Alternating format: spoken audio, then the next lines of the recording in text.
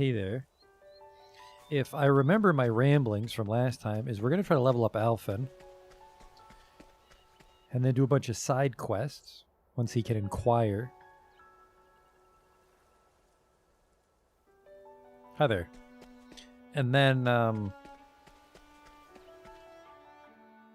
no, we're definitely not on the final stream because I still need to do a bunch of chapter 4s. Therian's chapter 4, and it's chapter 3. Primrose's chapter 3.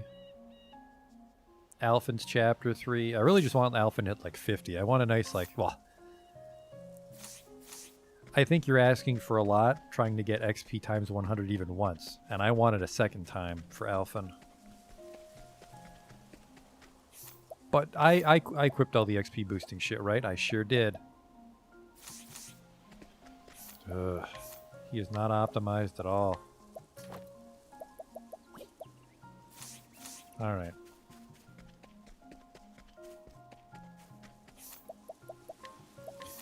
Do I have evasive maneuvers on? I do. I want SP saver. So we're doing a lot of dancing, basically. So...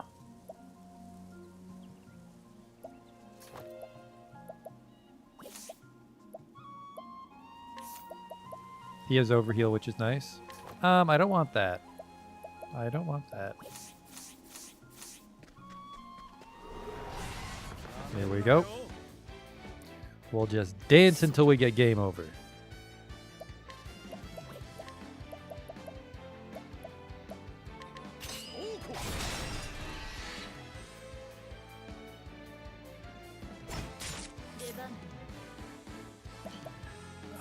Lightning. Next.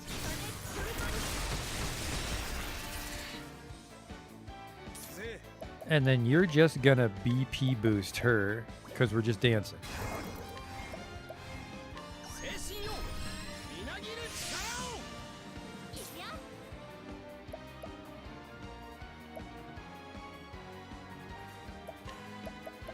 And then JP would be wonderful on Tressa because we don't actually know everything yet on her Rune Lord and her Merchant. I think she's missing Rest.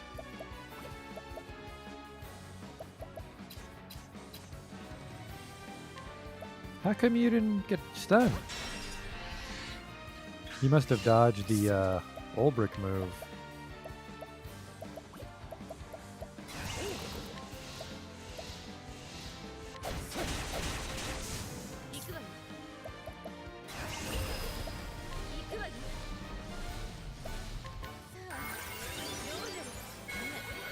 I would have liked a second dancer.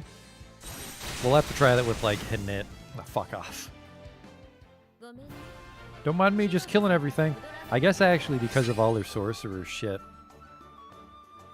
the attack dances are actually very powerful. 40 for sure for most of the Inquires, but he might need 50. But also 50 Alphen will just make his chapter 4 very manageable because we're going to have to swap out Ophelia for his. But I think we'll keep Ophelia just because I like being able to heal everybody at once. I'm like Alphen can, but it didn't seem as strong. It didn't seem as strong as like a boosting a Holy Light. Or heal more, sorry. Holy Light's are offensive move. You guys are all... Ugh. They're weak to different things.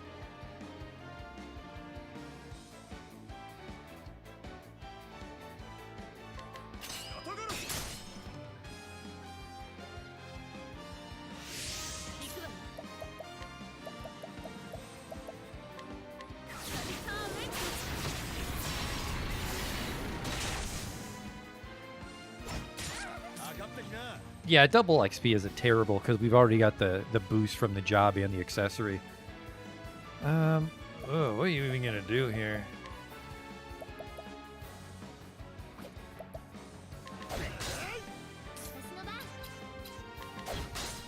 I could have actually broken there if I boosted both of them. Oops.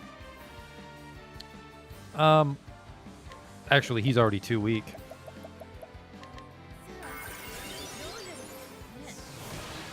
God damn it.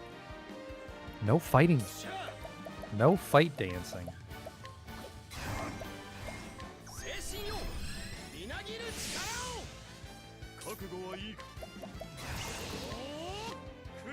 Oh shit, I have eye for an eye.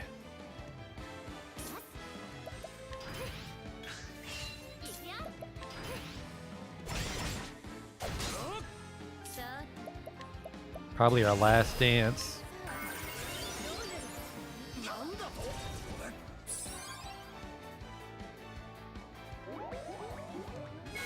Oh, that's a nice one. That's gonna be like what, like 3,000?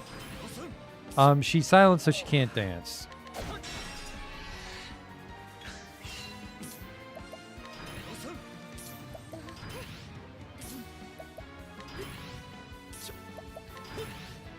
I guess I would want to put on a the silent scarf for when this happens, because I've definitely been silenced before for my own dance.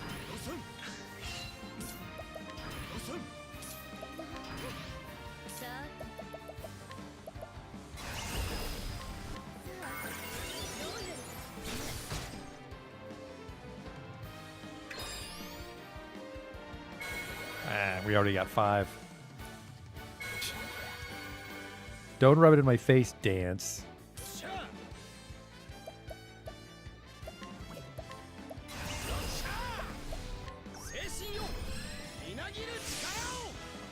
He's just gonna kill himself on eye for an eye. Yep. Still, 5 times? That's pretty good. He's 40, which for sure should be quite a few. Oh, we're gonna have to go through every single town, because there's so many people I didn't bother to inquire. Pretty much every single town we visited after I kicked Cyrus out is ripe for inquiring. Ripe.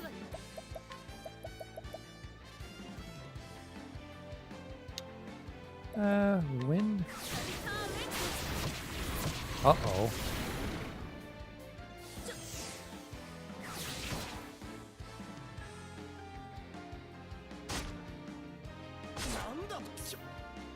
Ow.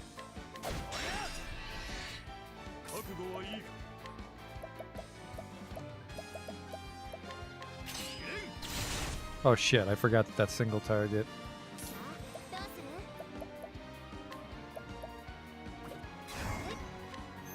There you go.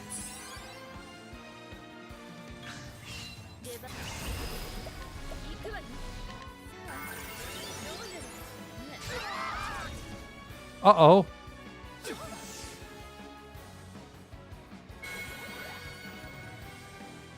There's that hubris. Oh, fuck it. Well, at least I'm saved.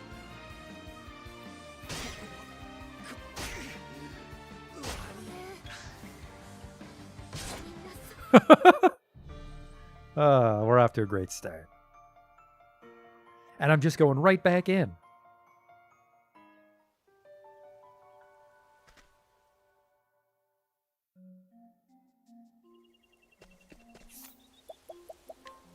Was that with evasive maneuvers? Yeah, I now we want the one where I go first.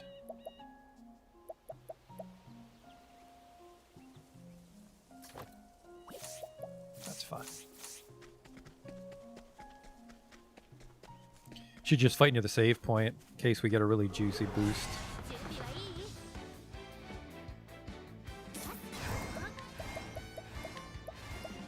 Yeah, I can actually. She can big dance on the first turn here.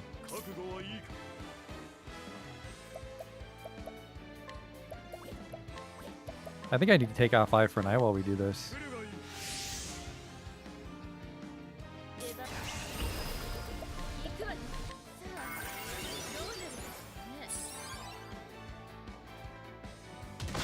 Oops.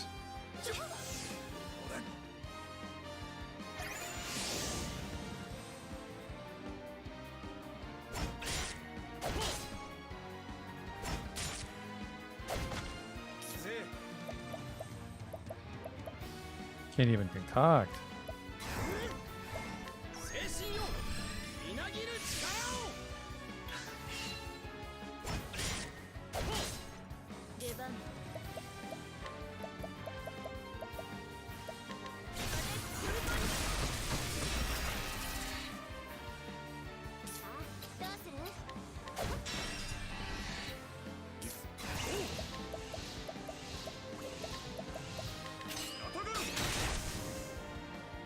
It's just you and me now. Lonely tree.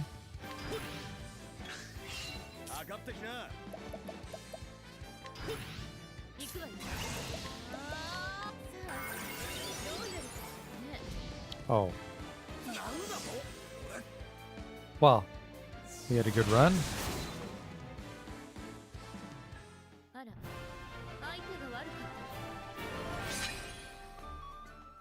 Yeah, we weren't that far behind, really. It's like one level on Alphen, and we're back where we were. And then just spam save. Yeah, it's like our main party's really strong. I think 60 is more than enough to finish the game. But yeah, the B team's like in their 30s at best. Luckily, Tressa going from 17 to 50 or whatever saves us hours, I'm sure.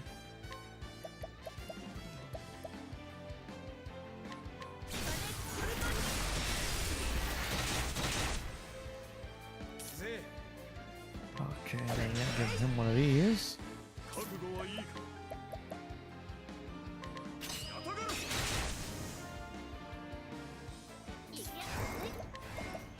Toss me some beeps. And we'll just dance the night away.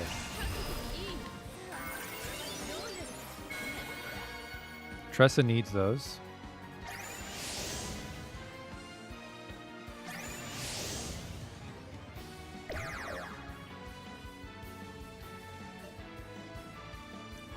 I think I'll have to take off eye for an eye.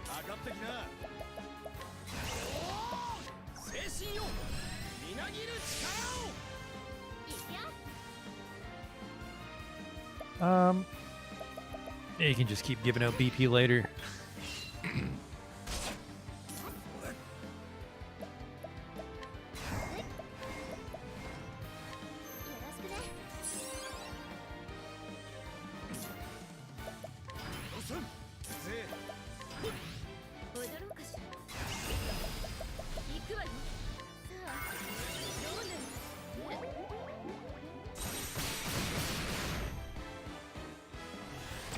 Whoop.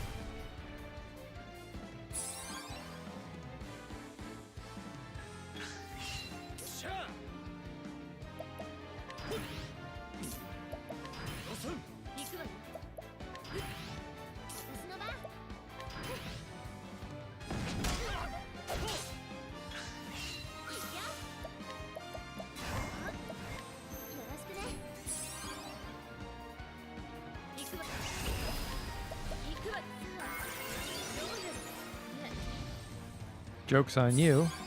I'll just kill him.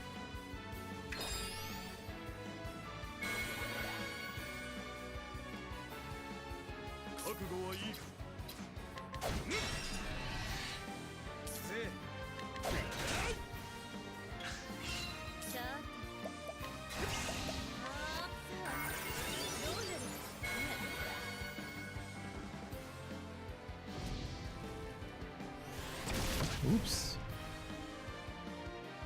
The old exploding ground trick. Oh, her axe. Shit. Hey, Thaco. Alright, so yeah, remove eye for an eye. Silence protection on her, right? Ah, she can live without that. Prevent silence.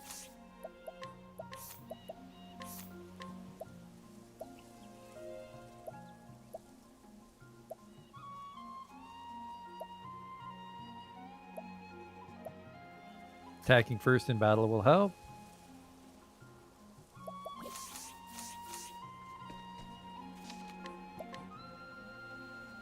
Just greasily spam. I mean, we must be getting close to the end. We're like 48 hours in. Square RPGs normally aren't that long.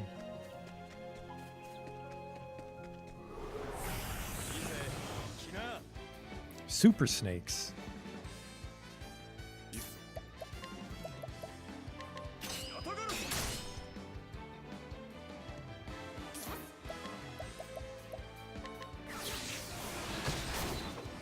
I could have been donating BP.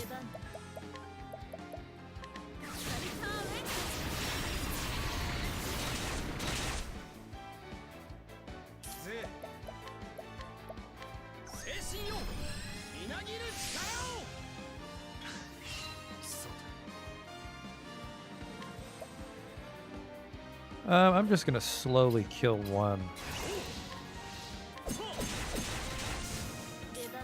And by slowly, I mean he's dead.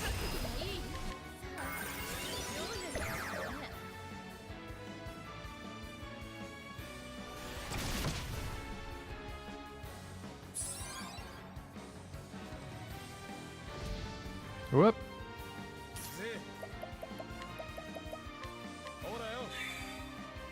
Take this tasty plum. Thank you. Not that I guess I think at this point money's just for hired help.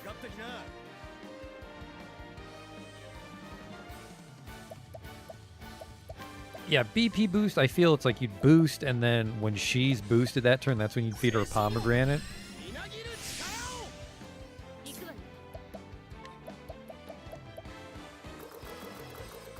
Oh, I'm out.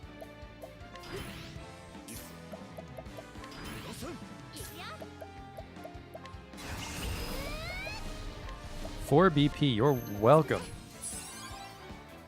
Should have actually BP boosted Tressa, because she can just transfer it over to Primrose more easily, I think. Think there's an extra BP involved if you boost her share BP?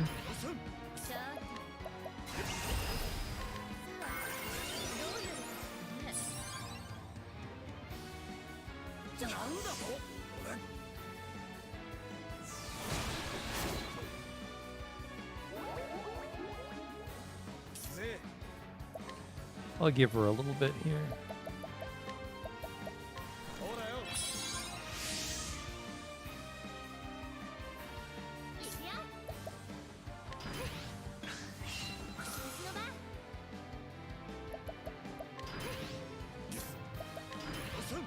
Oh, the dance put him to sleep. That's a free turn. You fool. Oh.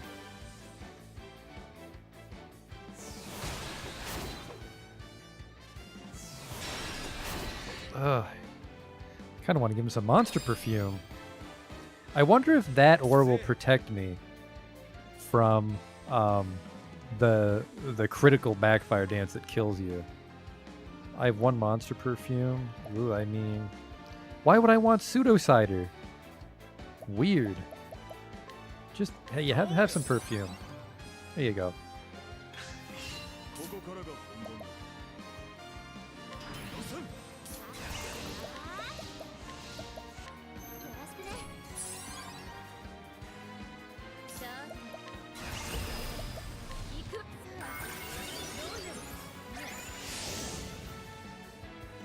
I don't think I've ever seen 10. It's always 2, 5, or 100.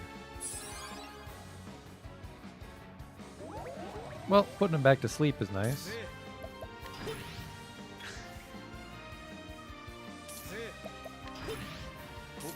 I actually never thought of that. If you put a dude to sleep on the turn he's broken, there's nothing he can do.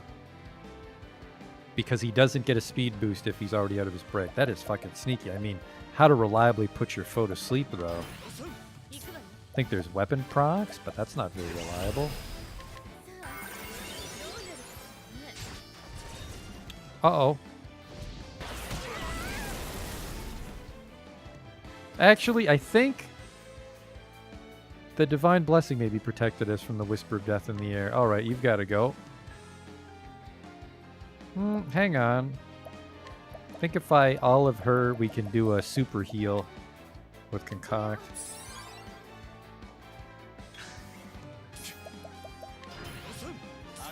Right?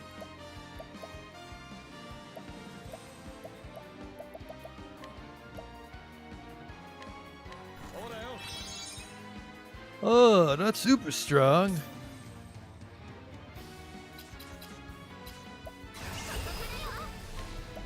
Let's go all in.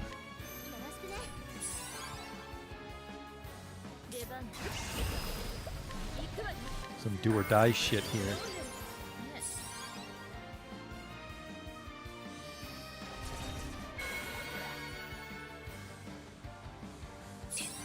JP times 2, it was worth flirting with death.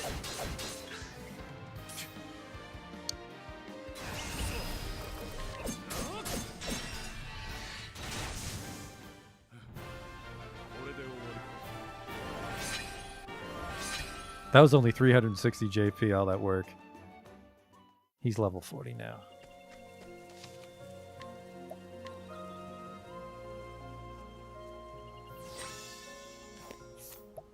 How much does first aid heal for? Because I gave him 999 defense, right?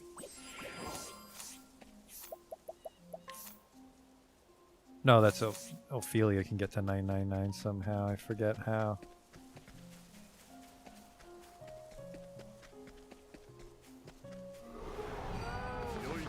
Oh, kitty cat. I think as long as you do some damage, he feels compelled to heal his friends. Yes. I think this is more JP than XP, but...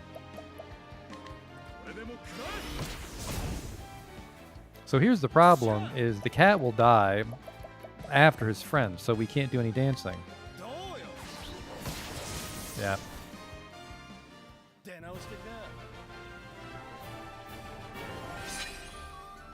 Yeah, because I don't have a surefire way to kill just the cat. Actually, I think he... Okay, so I guess what you would do is you would use a stone, right? And then he'd want to heal his friends, and then you could just try to hit him. I think that would work. 2,000 JP, we needed that for Tressa, so perfect. And then 5,000 experience points if we manage to dance on that. If we manage to get a 5 times dance on that, that's 25,000. That's almost... well, not almost. That's like half as much as 100 times dance on a normal fight, and that's probably more likely to happen. Skills, so now she can rest, transfer rune. And she needs 4,000. Well, and what is the ultimate?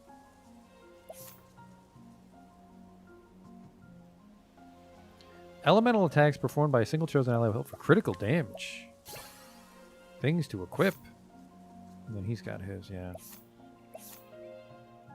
I don't even remember what the Rune Lord's ultimate was. Oh well, not my problem. Well, it is, but it's not my problem right now.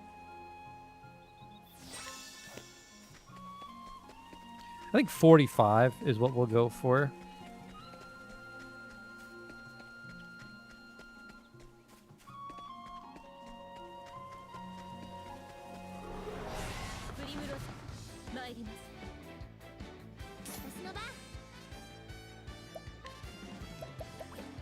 Yeah, I want to try this. I want to see how strong it is.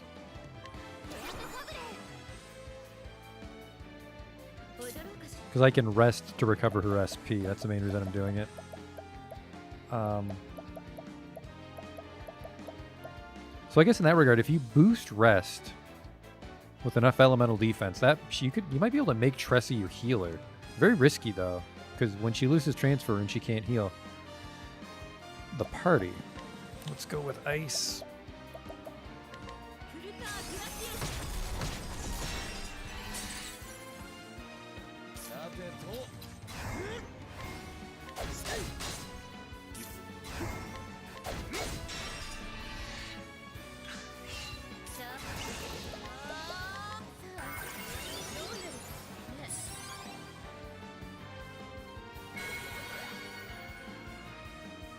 I mean, now that we know rest, not as concerned about JP multiplier. I just want the XP multiplier.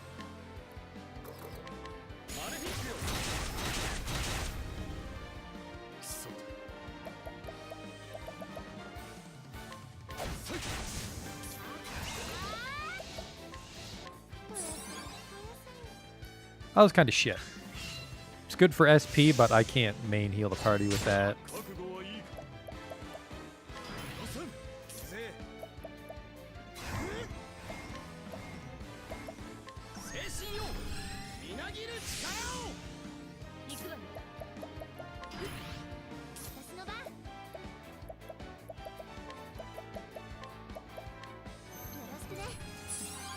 Yeah, she can just conjure BP out of nothing.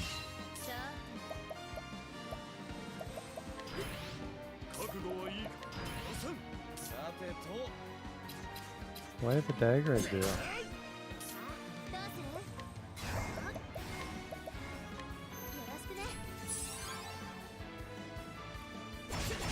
Ow, ow, stop that.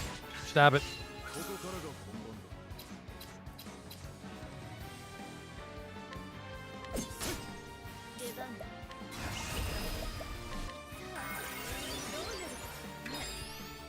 I've been getting that one a lot. The Divine Aura.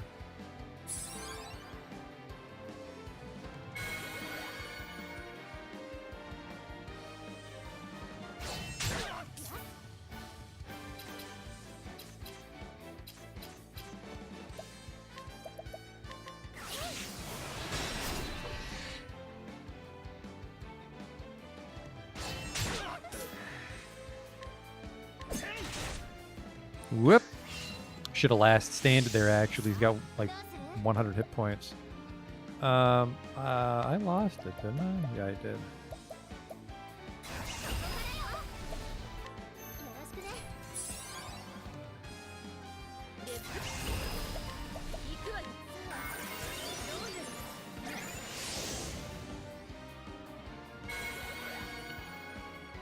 That's a nice one. Don't die here, Alphen. You're the one we're trying to level.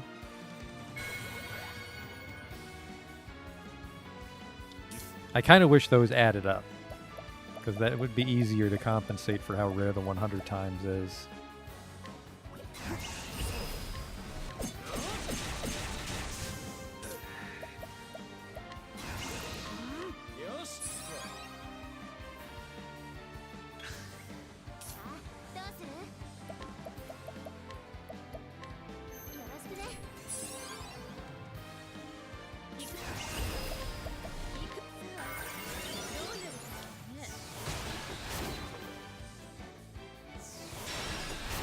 Okay. The fighting dances come up a lot.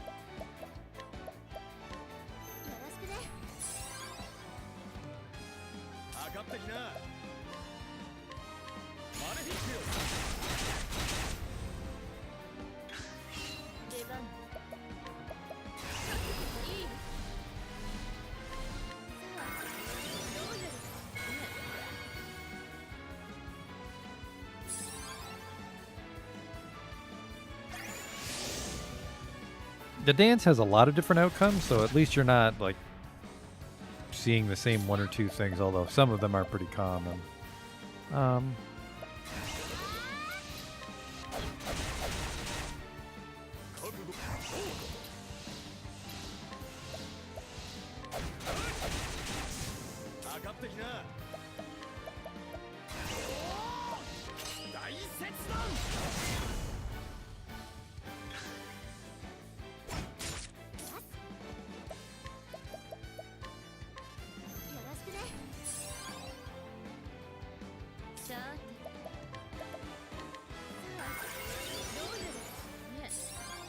Oh, okay.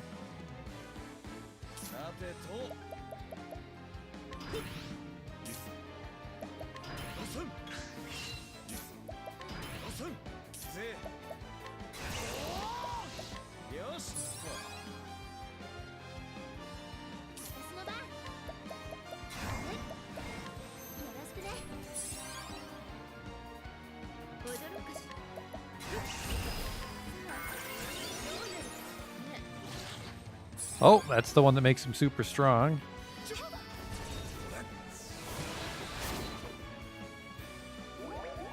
Sleepy time, though.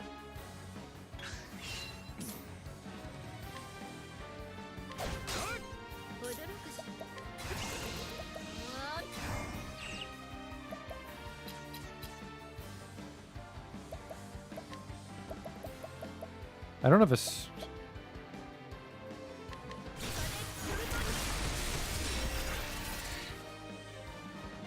I think 45. 45 Alphen, and we can just stop. Another 100 times XP is asking for a lot. Is he close? He's still white.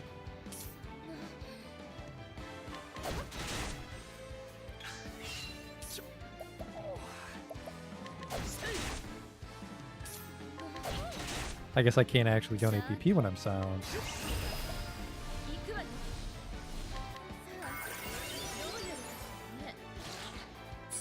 Alright, just make him even more high.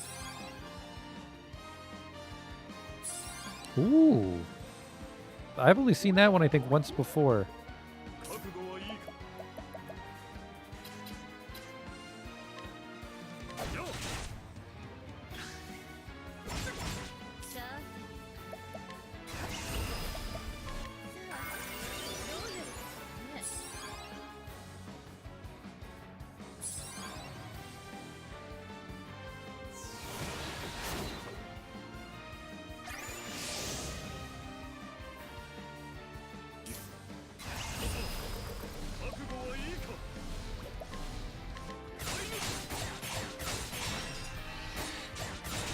Whoops.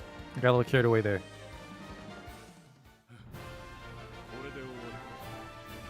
The other thing is, if I don't get a good multiplier, it just makes the fight way too long for no reason.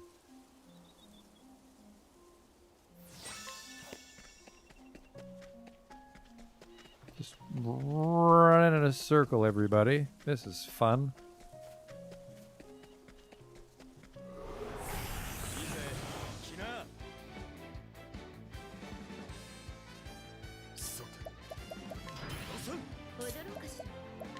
Surprised the shit out of them.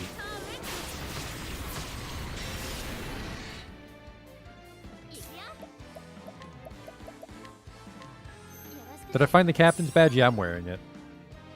I have the captain's badge, and then I have the XP boost for more master as well.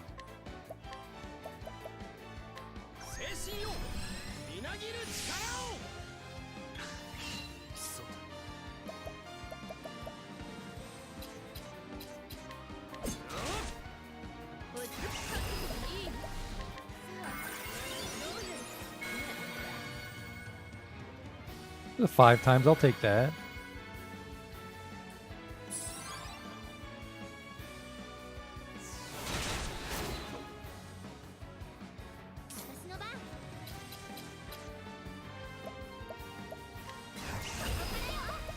I do like no damage with my magic, but no, it's not terrible, honestly.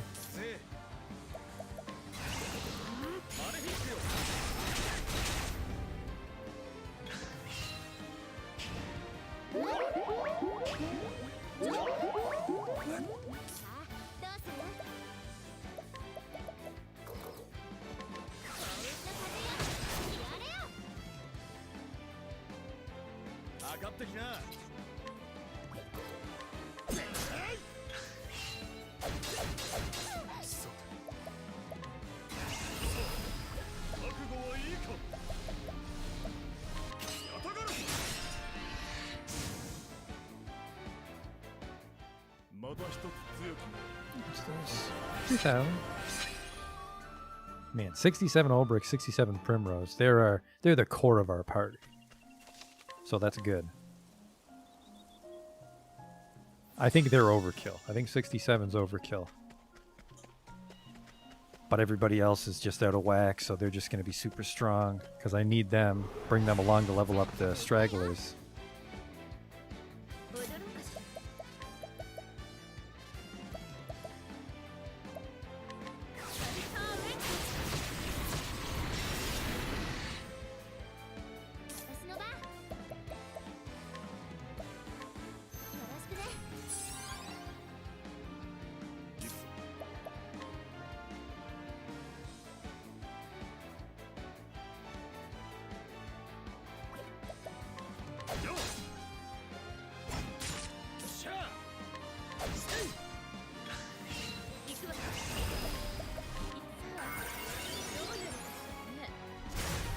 Whoop.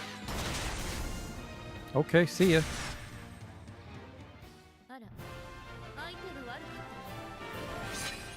I wonder what that would hit for if I had surpassing limits on her. Just one more level. I mean, we've still been in here like almost an hour.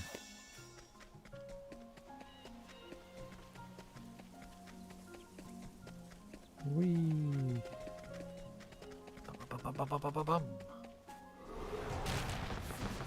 Oh, you're new. Peekaboo.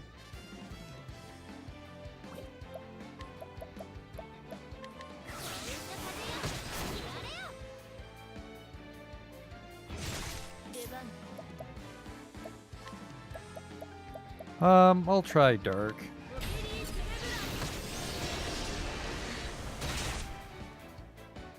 He could be weak against... Well, that wasn't too bad. I mean, he's part tree. Yep.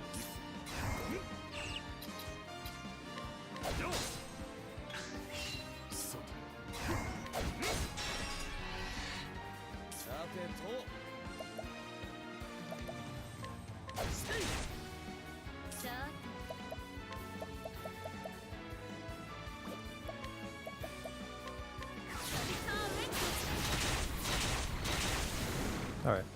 Whatever he does, he's dead.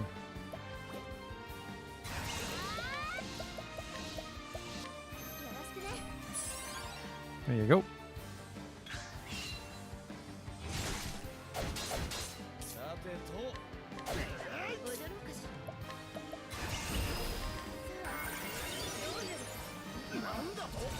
Poison.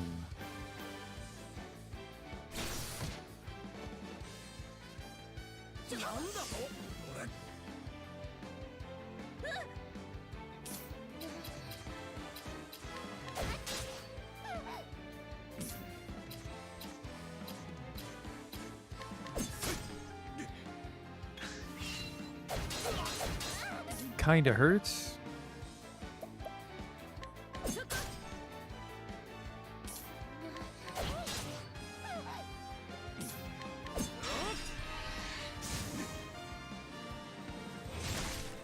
Whoop.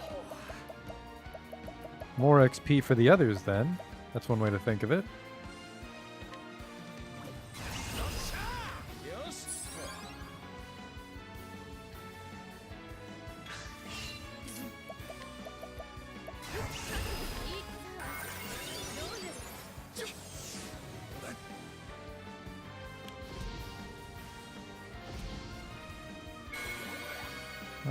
Yeah, I should probably revive her for 5 times JP.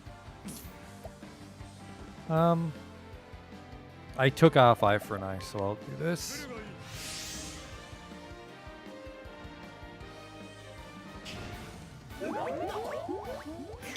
Uh-oh. Well, now we're not going to know what the peekaboo does. Alright, this is getting a little too dicey.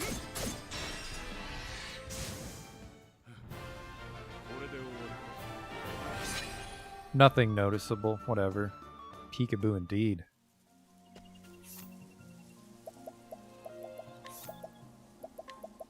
One olive.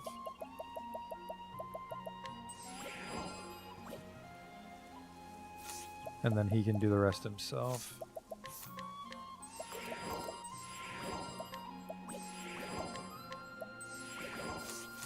There you go.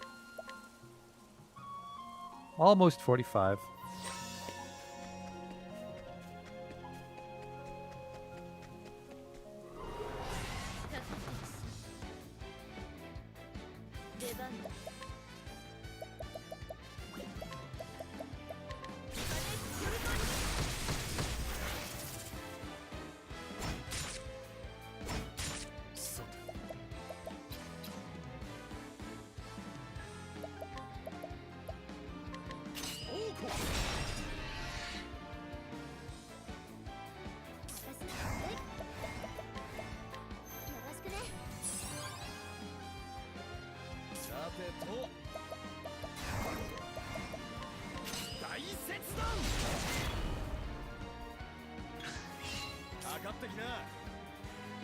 How does she poison everybody with a dance? It's a fart, and then she starts spinning, which creates a whirlwind of sorts. And then because she's magical, it's a magical fart. There you go. Hope that answered your question. See you next time on Totally Accurate Octopath Facts. Octofacts.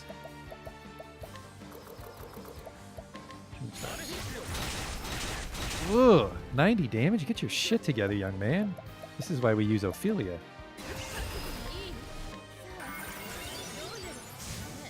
You tried to summon a rare... What the fuck?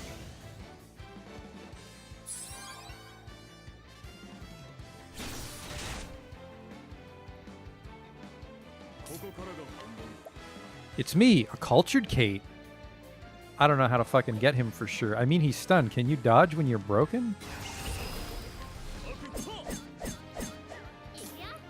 Answer. You sure can. Wasn't risking that. That looked like the shitty kind of cat. Oh well. Apparently you can summon cats with your dance. What's that lady up to? Meow. Just dancing. Come on in, gather up. Get close.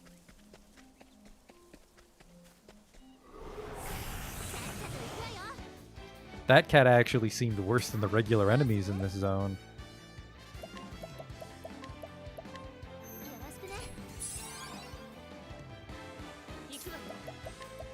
Mix it up with the dark one.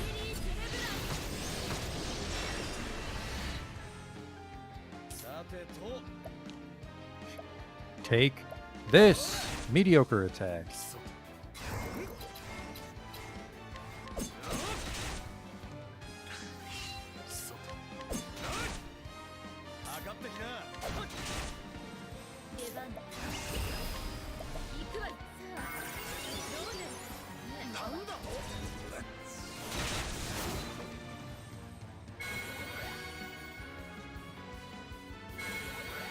That's good. No need to get penisy.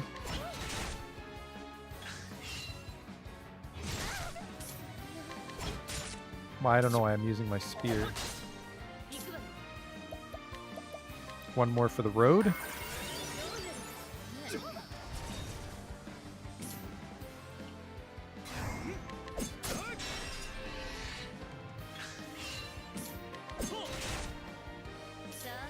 One more for the road.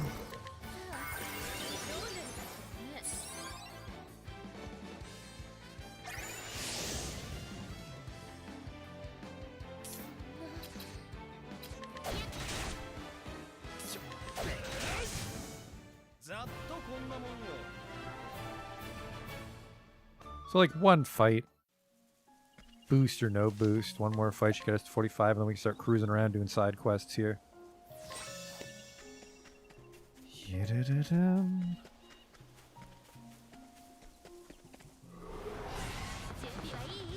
Actually, if we get Olbrich to 70, there's a few people we had to be 70 to challenge.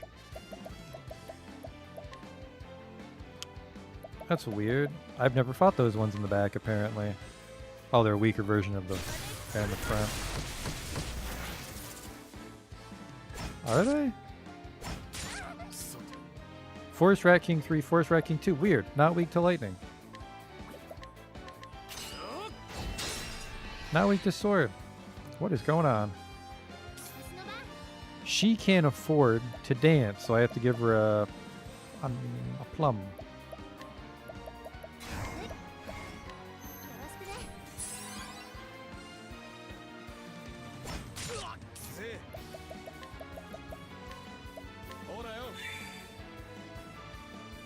I should see how much money we have. I think we have a lot.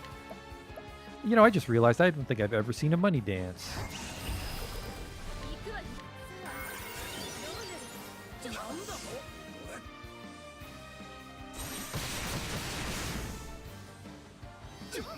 Oh, did the fart spin again.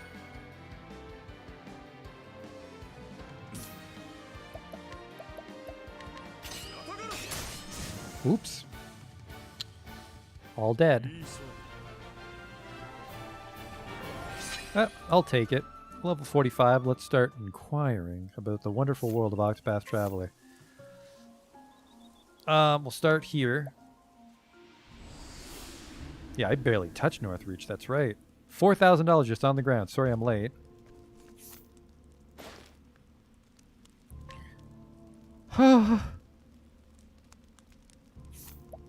Never mind. He has to be 50.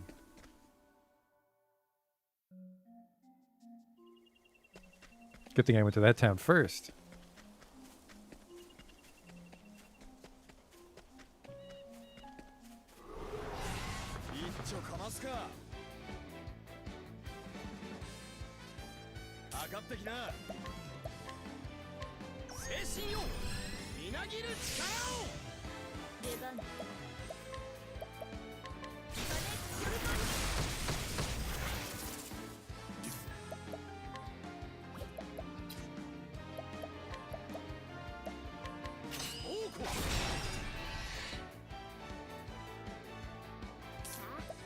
Let me just give you some of this.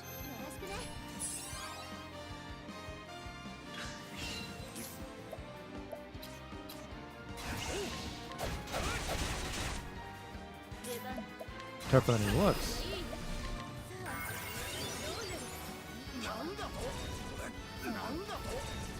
Oh wow. That was a bad dance.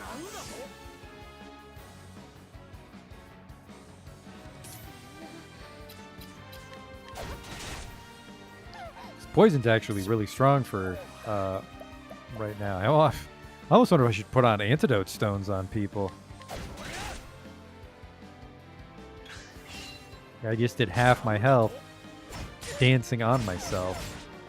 Holy shit.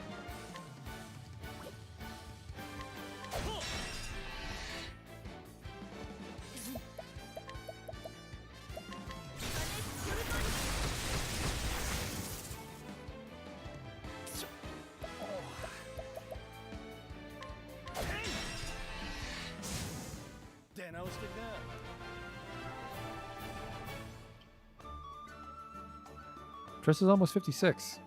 Unfortunately, Tress's level doesn't have any impact. I mean, it might affect her discount chance, but I have almost 500,000 leaves, so I honestly don't give a shit.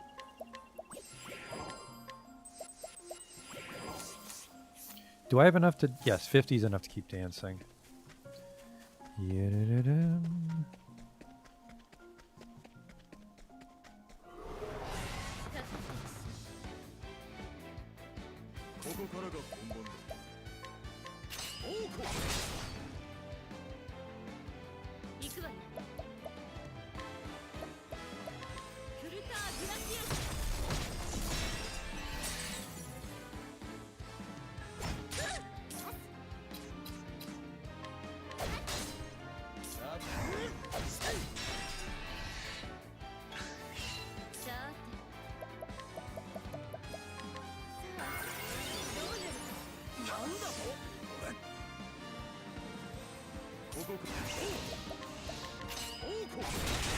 Whoops, a little too strong. Forget my own strength.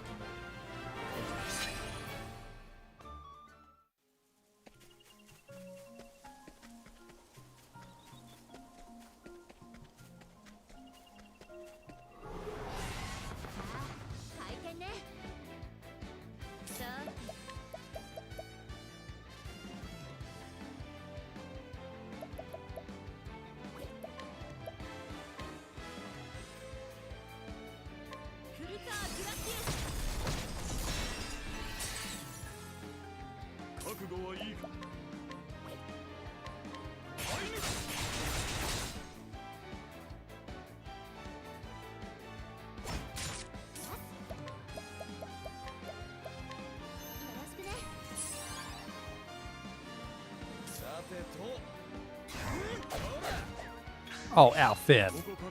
What was that?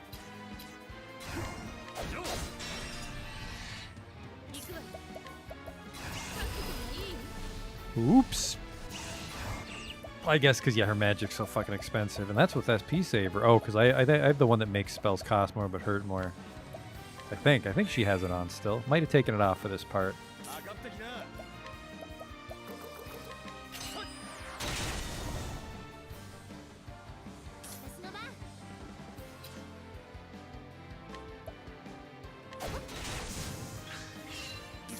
That guy's in fucking bad shape. He's gonna die if I get an offensive dance here.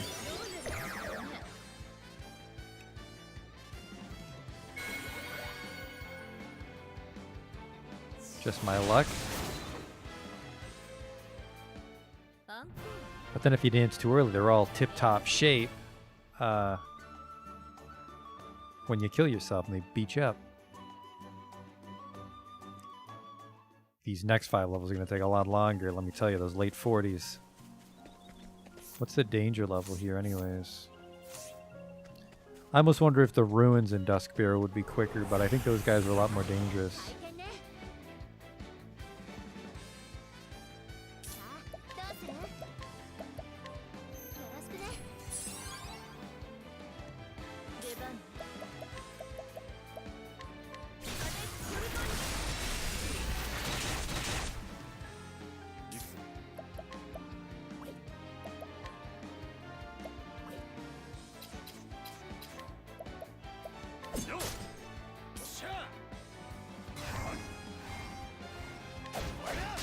God damn it, Alphen. What is going on with that axe?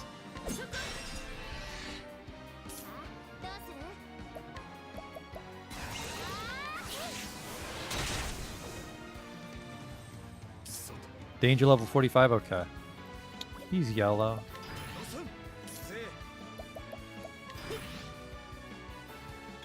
I guess those dances add up, don't they?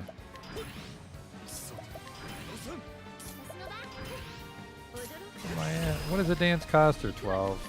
I guess it's mostly the attack magic that's expensive. There go my items. Oh, there goes my defense. Hi. Oh, that's not what I wanted, but neato. 100 JP. I guess I should have specified which 100 times multiplier I wanted.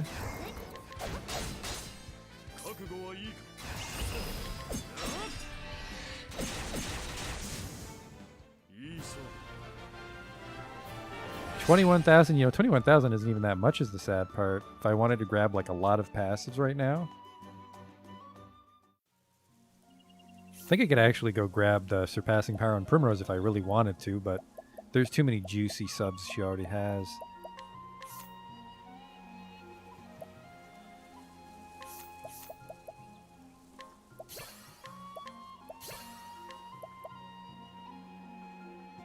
Deal damage from... Ooh, man. Kind of like...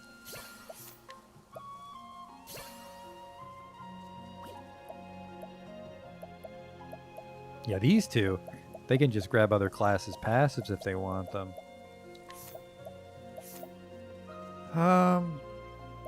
You know, we're just leveling you. We don't need to buy you anything. For 3 turns, items used by a single chosen ally will affect all. And there's worse things I could use. Yeah, like maybe max out Hunter on him. Yep. Man, there's a lot of good passives, which I like. It's better than like, oh, there's this one passive you always want, and the other 3 slots don't matter. Gotta make those hard choices. But I've already got 100 times multiplier for the night. I don't think my luck's gonna hold out. Or is it?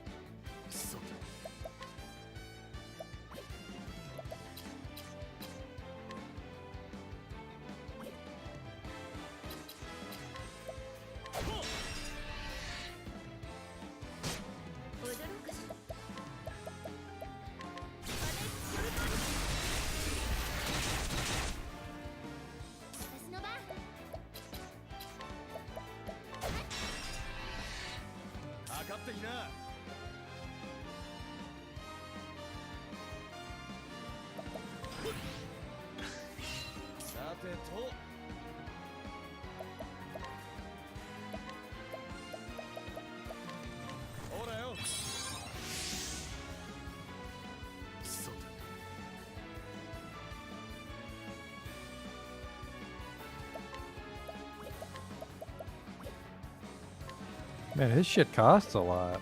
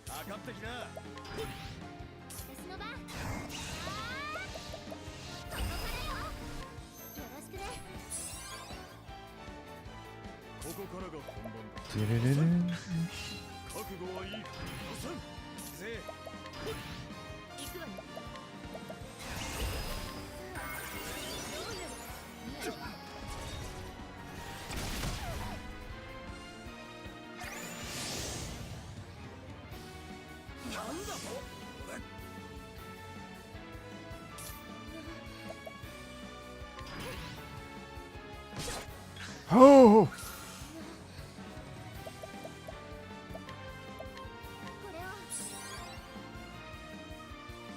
Sometimes you get blindsided by how hard the shit hits out here still. Can you boost Concuss? No.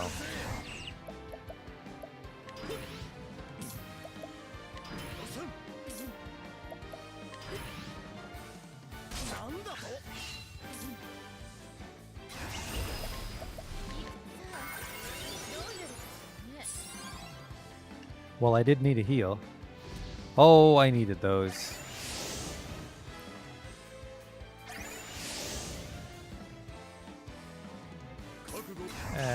I'm already out SP, let's just go.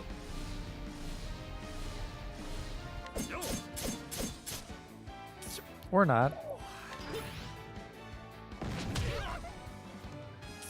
I'll try a Rune Lord rest actually.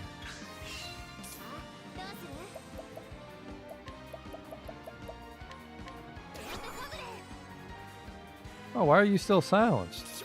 That was weird. Got a wicked hangover. Huh, killed himself on the poison. Later, Gator.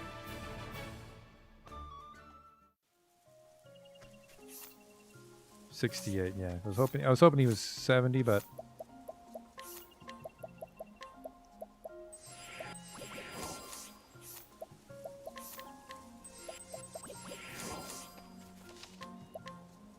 I was hoping Old Brick was 70 because I think that lets us challenge every NPC I've seen to date. And we've been to every town, so.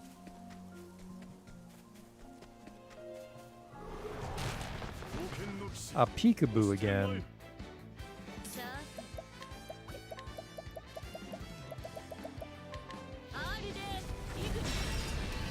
Really? Not weak to fire. What is your deal?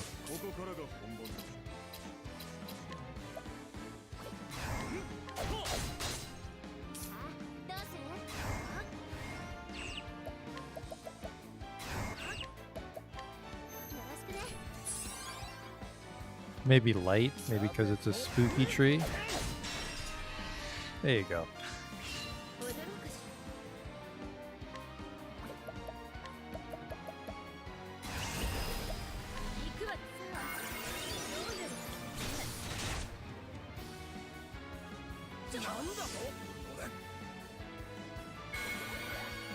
Eh, 5.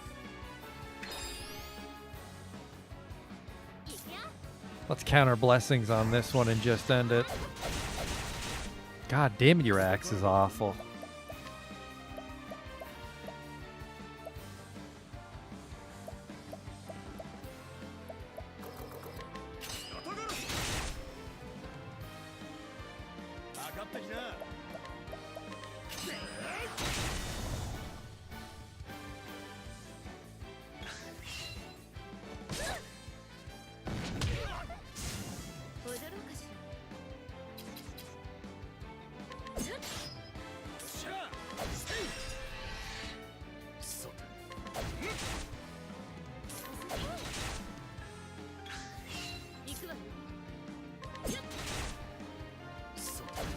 There he goes.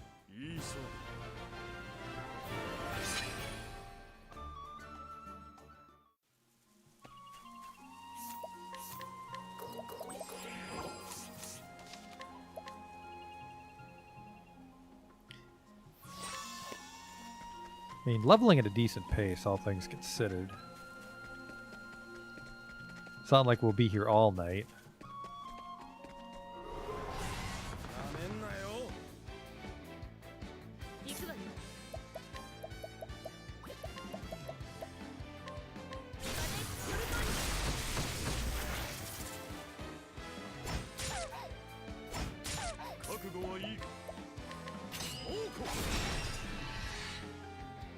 Probably leave the tree, honestly. He's less of a threat than the Rat Kings.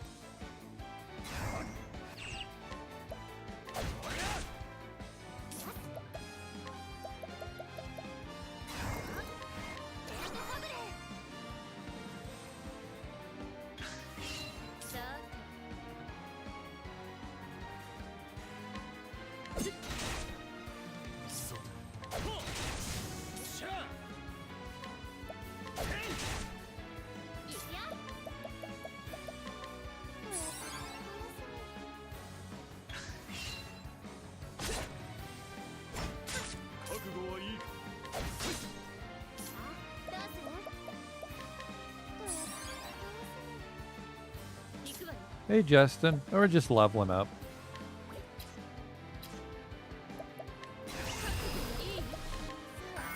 Had 100 times JP, which was pretty cool.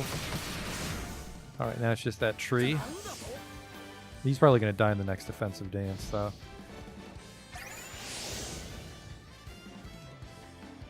Well, now Tressa needs to do a big boosted rest here.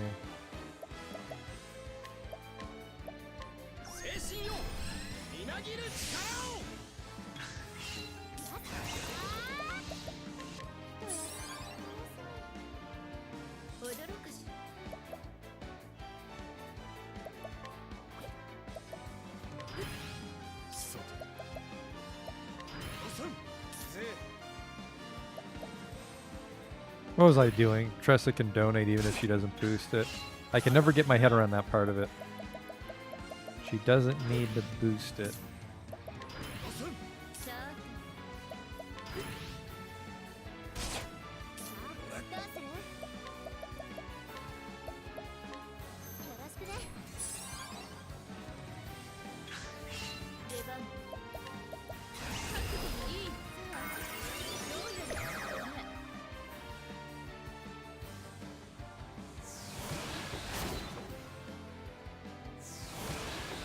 Careful. You're gonna kill him. Alright. Fun time's over, apparently. Everybody stop talking. Silence.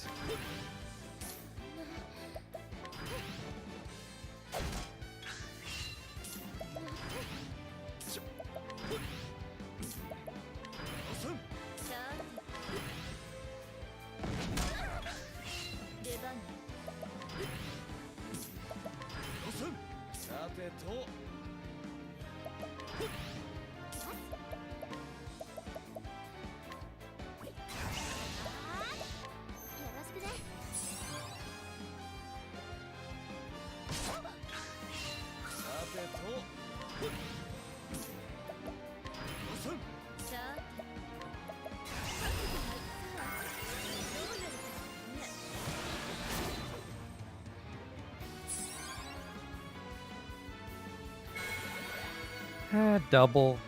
It's better than 0. And it's all we're going to get because he's dead.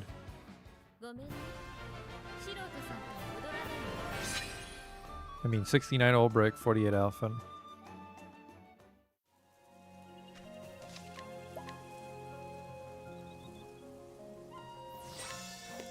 I mean, Olbrich's pretty tough, but I'm kind of afraid to see what a level 70 townsperson can do.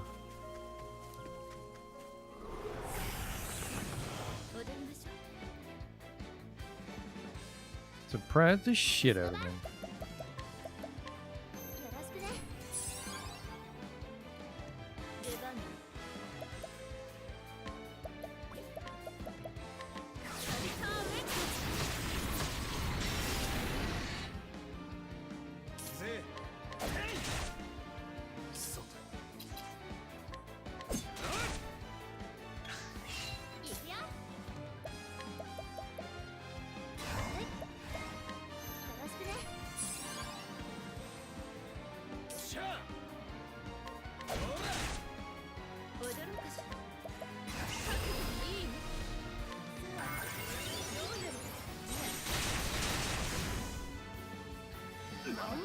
There's that mist again.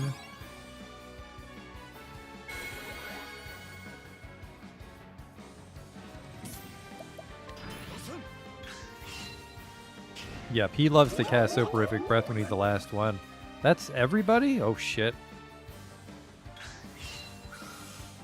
No poison though, so the damage isn't gonna sneak up on me here. I took off Eye for an Eye, I should incite. Come at me. Unless he Soporific Breaths, but he shouldn't feel inclined to. Actually, maybe he only casts it when he comes out of a break.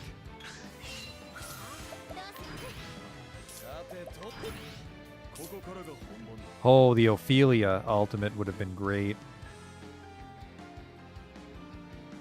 I think I'm going to do that. I think I'm going to make Alphen a priest so she can double dance.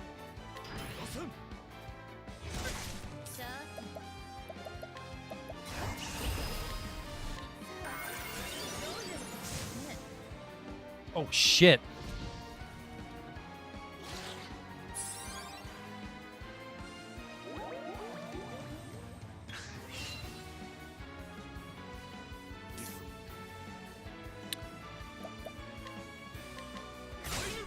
Whoops.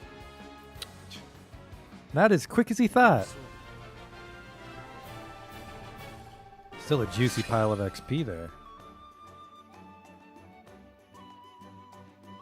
I'll take it.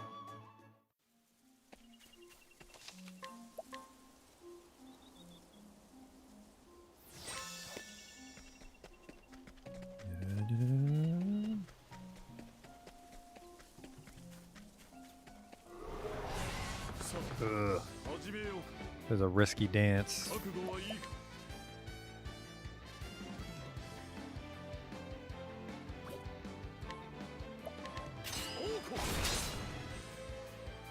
Ah, fuck, she can't actually afford her spells right now. Eat a plum.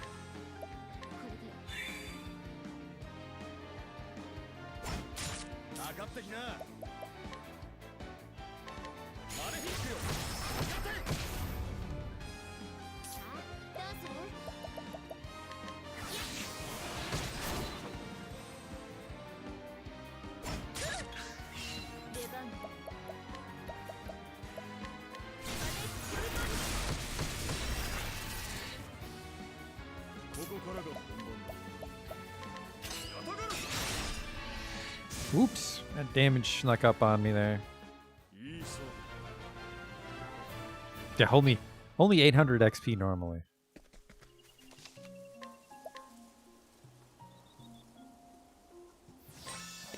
Gotta save it every time. You don't want another one of those game over dances. We already fucked that up once tonight.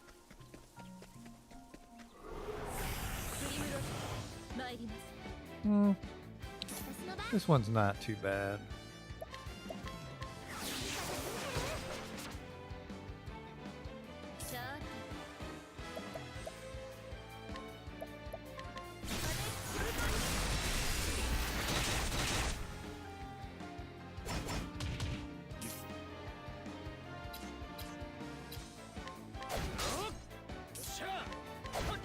Alphen, what the fuck, dude?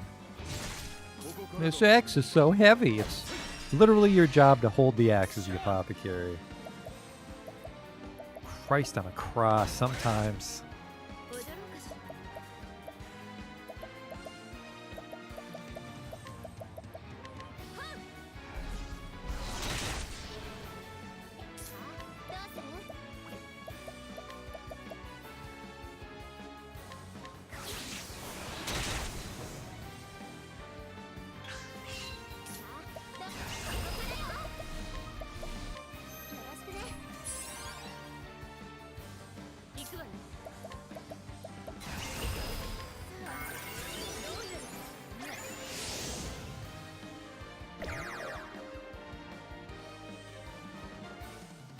Oops. That is getting really complicated here. Keep running a fucking SP.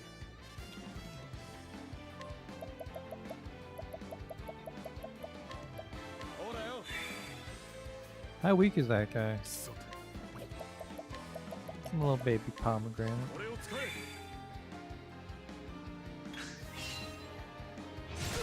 Oh, he didn't do the sleepy breath. I was gonna say I should collect some money while I'm here, but he's probably gonna die to an offensive dance.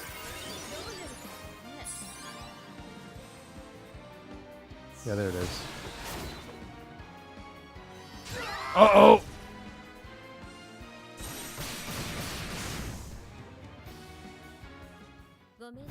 That's why you save when you're dancing.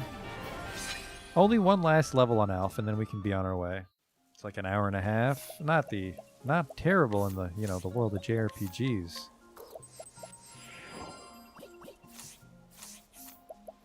But I do want to make him a cleric.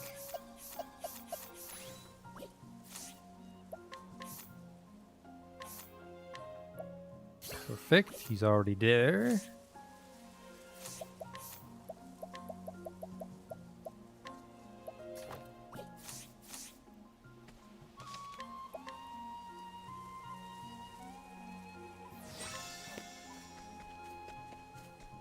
So if I do this right, I think we can get a like an 8-step dance on the second or third turn.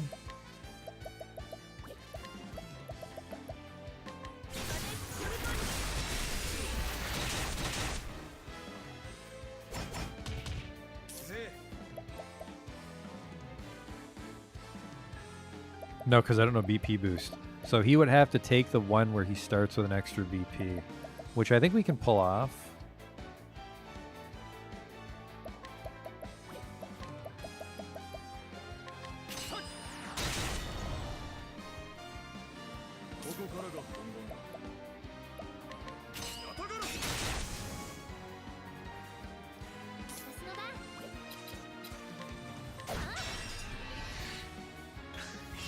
Should have donated BP. What was I thinking? Well, now we can do the big.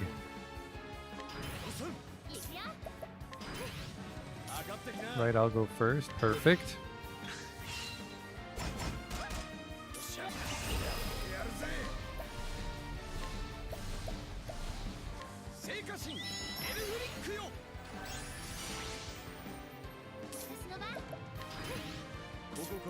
Should be good.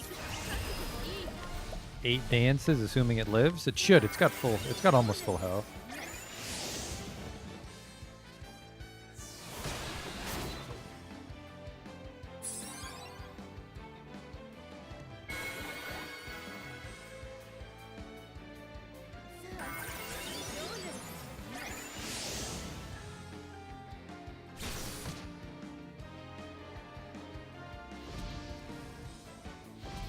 Yeah, this is probably the way to do it.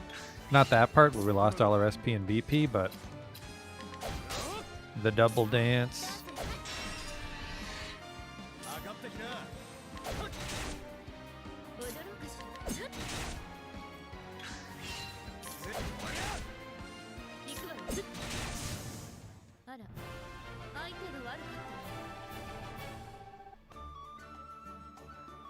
Oof.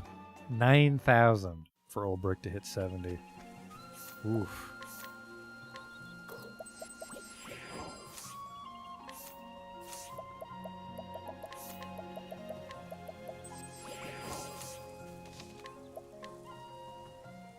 So, I think unless we can get a really, maybe a 5 times XP, but probably 100 times XP for Old Brick to hit 70 anytime soon. No, you know, now that I think about it, we're going to have to do this all over again with Hanit.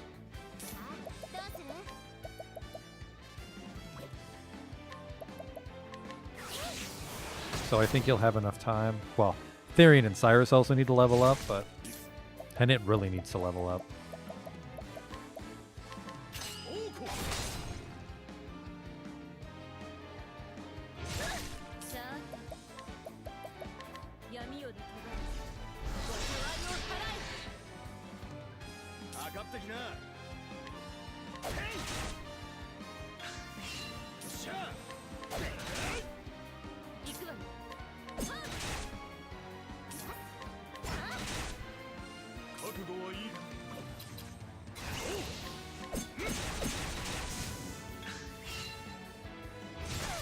Okay, good. The turn order's right.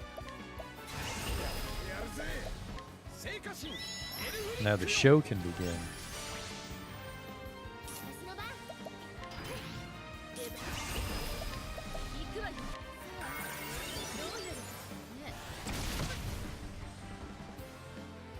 And if we kill ourselves here, old brick's right there to heal. Whoops. She really needs to stop doing that SP down one.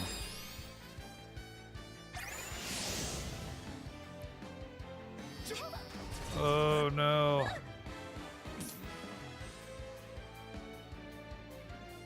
Rehabilitate all is gonna take forever.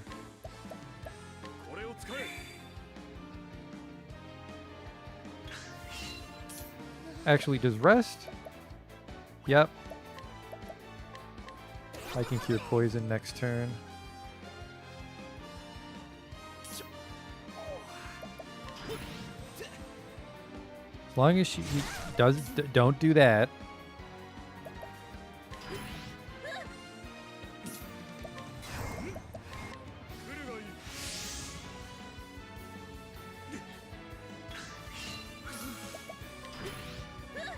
Hold together.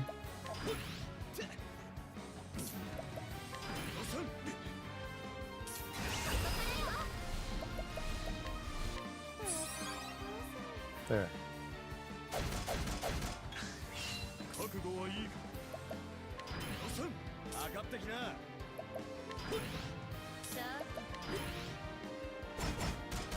Another big dance coming in.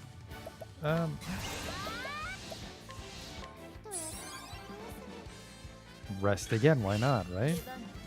Ah, shit. Turn order's wrong. There.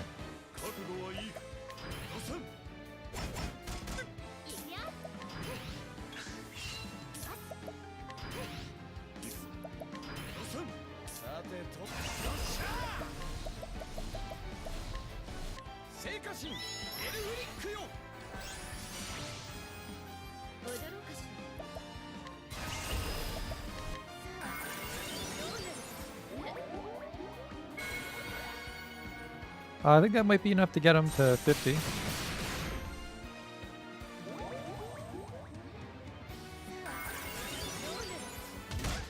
Oh shit, he goes next if I do a bad dance here. Never mind, he's asleep. Okay, my items are on the ground, but I can boost her.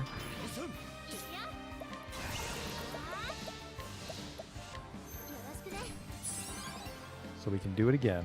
Still asleep for 5 turns. Jesus. That is strong if that happens.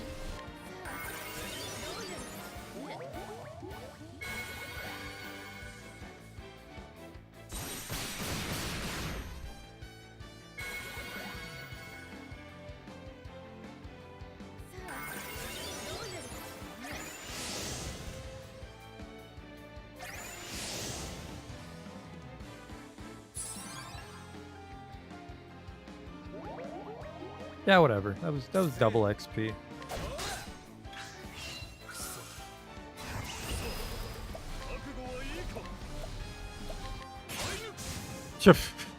Well, not getting that SP back. I am over the plum. Ugh. 1,500 with double? Ooh. Terrible aftertaste in my mouth after that. Horrible. That was like the black licorice of fights.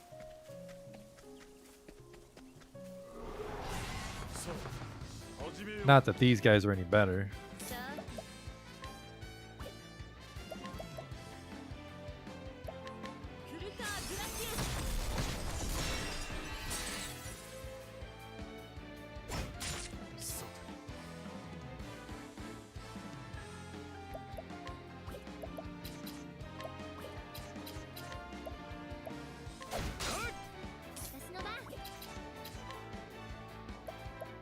Yeah. Yeah, he gets it. Alphen, Why are you always blackout drunk when I tell you to swing that fucking axe? I don't get it.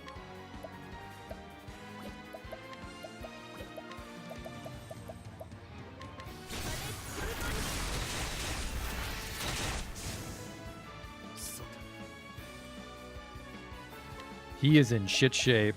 Nobody touch him.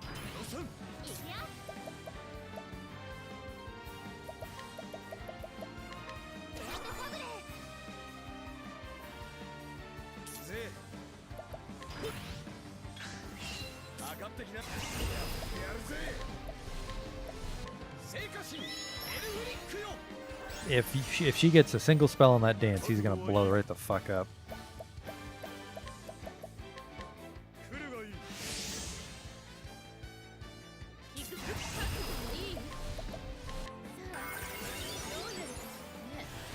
Well, I'll take that over the other version, which is him dying.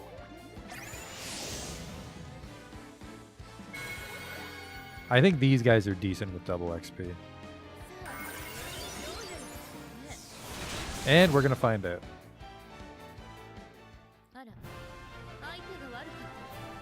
Alright, that's all I wanted. Tressa's almost 60. Yeah, didn't get 100 times XP. 100 times JP is still pretty nice, though.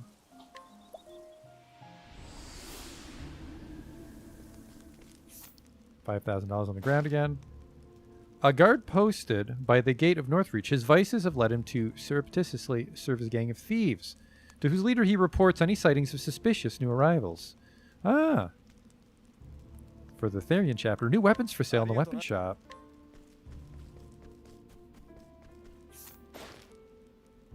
A mercenary working in Northreach. In order to repay a debt to the Knights Ardent who saved his life, he wields a sword to protect the people. In actuality, he wished to become a knight, but failed the written exam. We remember that from the side quest. Aren't you the guy from the tournament? It is. Moniker? Frostblade. Height? 4 cubits, weight 10 stone. Cold as ice and willing to sacrifice anything for his love, or so I hear. So put him down with fire and light, or a staff or axe between the eyes. That's your fly, honey. A young maiden whose heart belongs to a traveling swordsman. She looks forward to his monthly letters, which she treasures. Though those around her would have her live a quiet, comfortable life, she dreams of the day she might see the world with him. I suppose we should speak as well. The profound depths of your love call out to my heart, oh Joshua. Angela, I have another verse for you this fine day. Is that a fact? Alright, yep. That was from the side quest.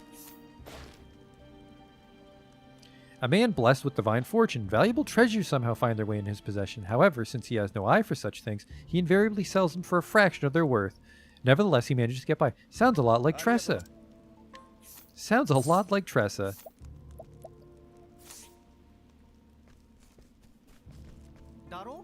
Gold here, isn't it? It's the northernmost town in the Frostland, after all. A young man born and raised in Northreach. Though he's lived with his half-brothers since their father's passing, he's recently come to believe that it's time for him to make his own way in the world, and so he's begun to prepare in secret for a lengthy journey. He's 23. You should not be as powerful as the unbending blade of Hornburg. Oh, I remember. He complained about the cold, so he's going to get the shit kicked out of him.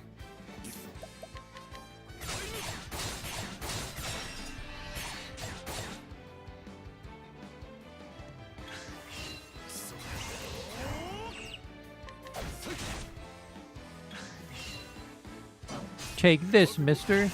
Okay, see ya, man. Just a friendly duel, 16,000 damage. He's gonna have a hard time finding his own path in the world when his fucking legs don't work. Yeah, purple chest.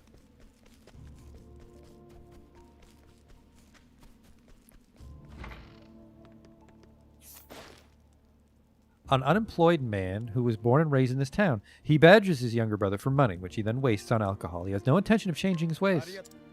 What a dick. A mercenary born in the Frostlands who made his way to Northreach in search of work. He believes that the strong have an obligation to defend the weak and refuses any contract that would force him to act against his conscience. Well, good for him. What do you sell? I don't want that. Hey, a quest. I don't even remember who this is. Silver-filled pouch. Could I ask you to perhaps assist me in my research? I'd like to know about the great dragons found in... Oh, right, there's 4 dragons. A writer fascinated by legends of dragons. For many years, he had no interest in maintaining his physical health until he read a travelogue filled with tales of dragons. Then he resolved to follow in the author's footsteps and embark on a similar journey. Sounds like Tressa. This kind of sounds like Alaska Tressa the village. No.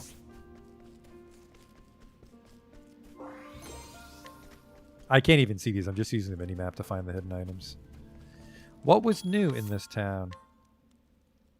Trinity Sword, maybe? Doombreaker? Yeti's Longbow? Yeti's Longbow. It's the strongest bow I've ever seen in my life, apparently.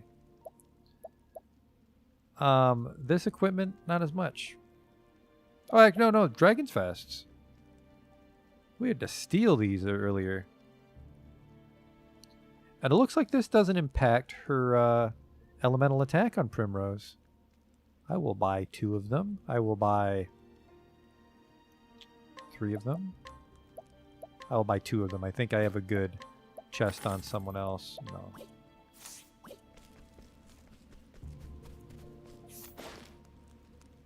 A retired guard who lives with his ailing wife and their son. He treasures his family's every moment together, for happiness is fleeting and there's no telling how long theirs will last. Hey, we should fight to the death, old man. Oh, he's tough. You seem to know what you're doing. Perhaps I'll indulge in a little sparring.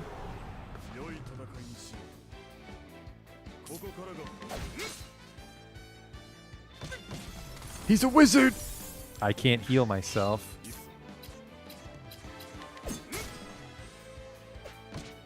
Alright. Regardless of the stars, they're all babies. My physical defense is too high for townspeople.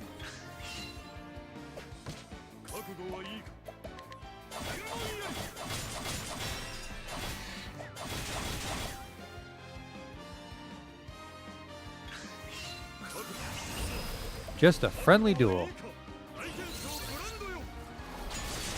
32,000 damage. Friendly duel. And hey, these duels will actually help me hit 70. Fine fight that was. You have my thanks. Let me in. Hello? A woman whose poor health prevents her from leaving her home. She lives with her husband and son and tries to do as much as she can for herself so as not to be a burden on her family, which apparently involves stealing from people. You'll enjoy a greater success chance when stealing items. In this town or overall, because I wish that I fucking did this earlier. Some jam, just robbing these people. A merchant specializing in arms. His keen eyes can see everything from weapons, battle prowess, to what kind of soul sleeps within it. It's said that he can feel the passion of its maker and the resolve of its former wielders. Huh. That's weird. Lorne Cathedral, I think, is for Therian only. Oh, there's a guy here. An elderly man, known by all the residents of Northreach, though none can recall exactly when he first came to the village. Despite having resided here for quite some time, some say he has not aged a day, which has only fueled speculation regarding his past. That's not very informative. Yeah, that's Therian. I shouldn't go this way. Oh, well, that's one town inquired. And I think we actually did still snow with Cyrus.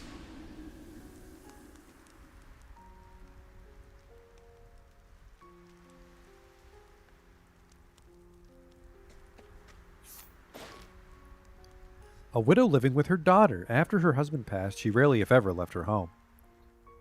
However, since her daughter started making friends, she began to venture outside and engage with the other villagers more and more. 29, man, you got married young. Yeah, we've inquired with these honkies. Some new stuff in this very old town. So mostly the accessories that would be interesting. No.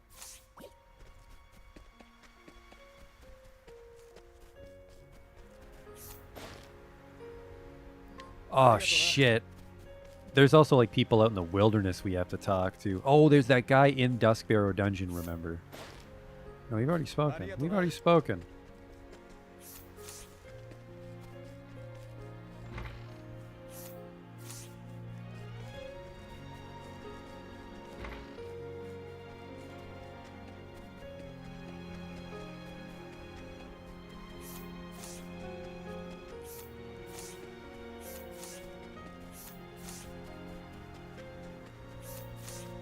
Well, we've already done this town, so that was a quick one.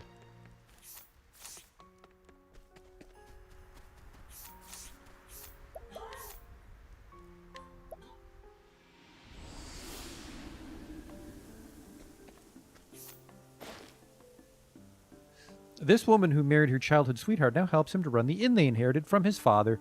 Of late, they've seen an increase in business, and she's been pressuring her husband to perform renovations that they might attract even more patrons. Arigato, Mr. Roboto. Here we go. This place is fucking full of inquiries. This woman lives with a young florist. Though they are unmarried, they have a happy life together with their child. While she appreciates the man's warm and welcoming demeanor, she wishes that he could be a bit more assertive in his trade, as his utter incompetence as a salesman is rather concerning. Well, we can't all be housewives. A humble florist of noble court. He is utterly devoid of business acumen and has sold an almost unbelievably small quantity of product. As the second son of a noble family, he stands to inherit little, and so was given this responsibility that he might earn his own fortune someday. Godspeed. Little kid? A young boy who adores flowers, though to be fair, deep down, who doesn't? Warm and gregarious, this merchant travels from town to town, plying his trade that he might care for his ailing parents. Somewhat lacking in business acumen, he has a penchant for agreeing to almost any exchange, no matter how ill-advised. Nevertheless, he somehow manages to procure rare treasures.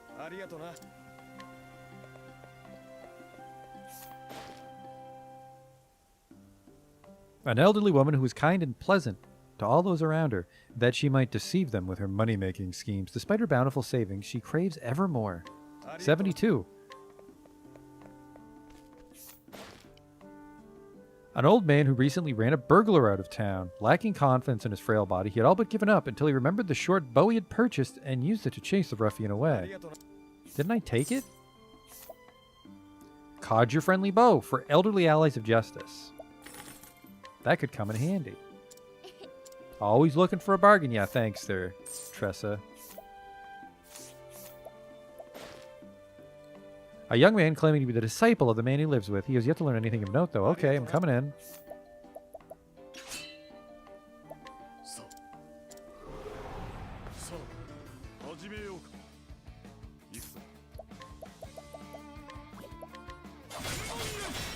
I have to use the inn before we leave, because his spells are so expensive. Oh, man, you poor bastard. Just the opening turn. Just impale this poor bastard. 5,000 to go.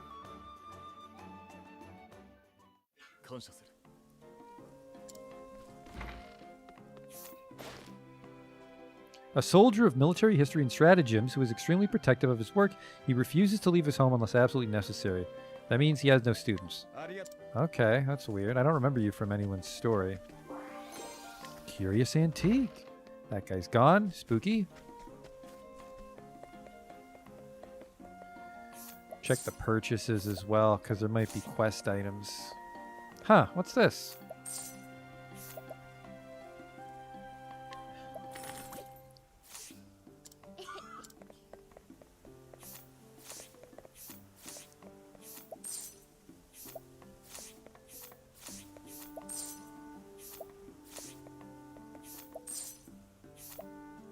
I'll just sleep right now, since we're grabbing this item, heavy coin pouch. Definitely inquire. Not a good path action to put off, because we're mostly just getting items that I don't need anymore now that we're at the end of the game. One here. Oh, we did inquire you. Cyrus pulled it off. This traveler with an unquenchable thirst for adventure manages to survive by fashioning makeshift tools when in imminent danger. Although his luck will surely run out one day, he can't help but continue to tempt fate, and a use for textiles. This guard has worked at this residence for around 2 years. He takes his duties quite seriously and has thus never made a mistake. However, he's yet to find a way to convince his peers to remain in the service of his rather demanding master. What do you sell? A moon blade. Why, how did I miss this? A man who was recently hired as a guard at the mansion, his half-hearted approach to his profession has seen him dismissed many times before, and given the expectations of his current employer, it's only a matter of time before he's sent away or leaves, and once more returns to his exasperated parents for support. A hidden item right next to him.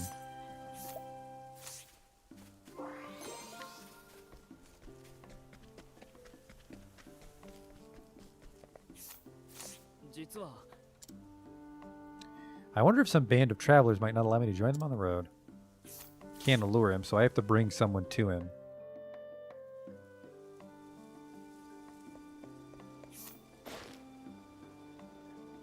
A musician who enjoys a peaceful life. He believes Noble Court the perfect place to hone his skills, and so he's resided here for many years. I am now really good at seducing people here. Oh, you look new. Oh, it's one of the guys from the tournament. Master's Spear. Ah, that might be good. $20,000 discount. Thank you, Tressa. Always looking for a bargain. A gruff but well-meaning former mercenary captain. Countless times has he fought without regard for the motives of his employers. And while he was well paid for it, he lost many dear comrades in the bargain. Some wounds don't heal. Do I have all 3 crests? No.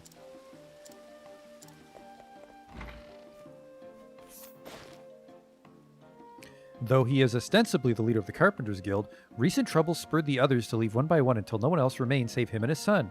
Nevertheless, the two carry on as before and continue to take pride in the family trade of carpentry. An old man enjoying a life of leisure after bequeathing his inn to his son and his daughter-in-law. That's weird. The daughter gave us a discount as well. In an effort to avoid becoming involved in their arguments about the state of the property, he's been spending rather a lot of time at the local tavern of late. Oh no, whatever will he do? A young man who sells sundry goods to the various shops of Noble Court. Somewhat lacking in social graces, he conducts business with as few words as possible, and occasionally in complete silence. Townsfolk have noted his ability of taking sips from a small flask after midday. Nothing wrong with that. Nothing wrong with that. A gardener who serves many noble families instead of just one. While House Azelhart no longer is a master, he nevertheless continues to care for their abandoned grounds for the sake of all who fondly remember the departed lord and lady. Okay. Azelhart. That's where that's Primrose.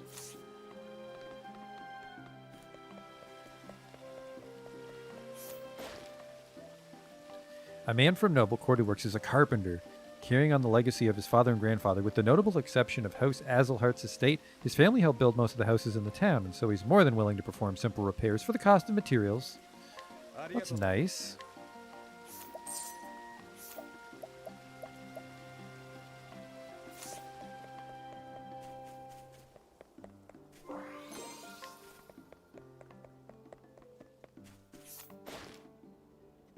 Abandoned as a child, this man picks up things that are similarly thrown away, finding beauty in the objects left behind. The words of the elderly couple who took him in are never far from his heart. One's person, yeah, no shit. What a crazy and unique phrase. What do you sell that I care about? Nothing.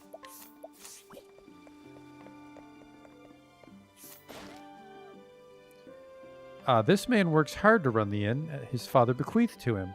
Though he's been pressured by his wife to renovate it to attract more customers, he is reluctant to do so because his deceased mother was terribly fond of the design.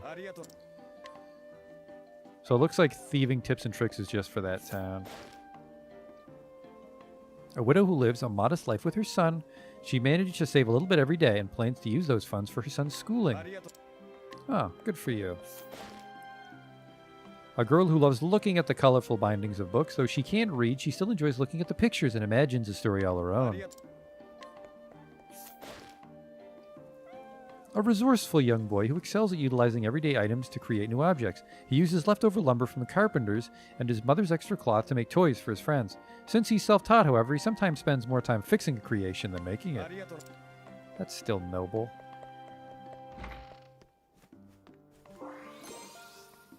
Ooh, introduction to adventuring. That might be handy. Well, at the same time, though, some of these might be items for, some of these might be items for the alternate way to do quests we've already finished.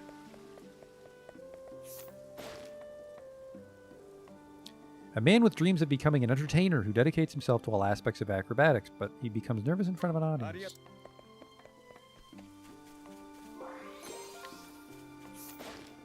Oh, I've already inquired you.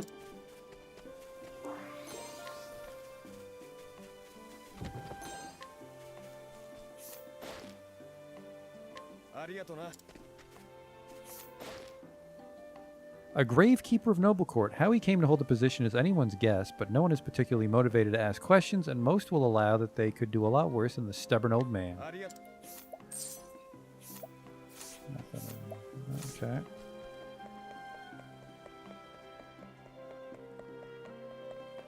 Hey, cool.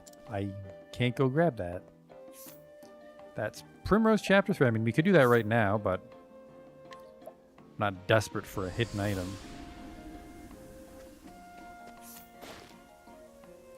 A man who lost his childhood sweetheart to sickness before they were married. Though not a day goes by without him thinking of what could have been, he takes comfort in his memories of their times together and tries to make the most of his lot. Okay. A man with a reputation for knowing all the latest gossip. Even rumors from the far side of the world are no exception. Rumors that somehow managed to outpace travelers and merchants. However, none can vouch for the veracity of his words. So he's a liar. That's a fancy way of saying he's a liar. A man who always seems to be smiling regardless of the circumstances. As such, he's often asked to act as an intermediary to help resolve disputes. No matter how heated discussion may become, his expression remains unchanged. That's just weird. A young man who has lived in Whisper Mill since he was a child. Ever since his pet passed away, he has preferred to stay inside, but has lately come to miss the great outdoors he and his dog used to explore together.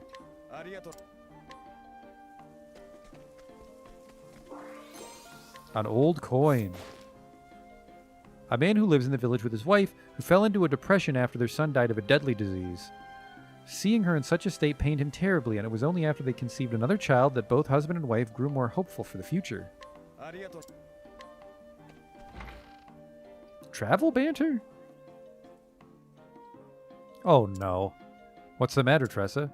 Someone told me a ghost story, but I can't stand ghosts. They're so scary. I suppose the notion of spirits can be somewhat terrifying.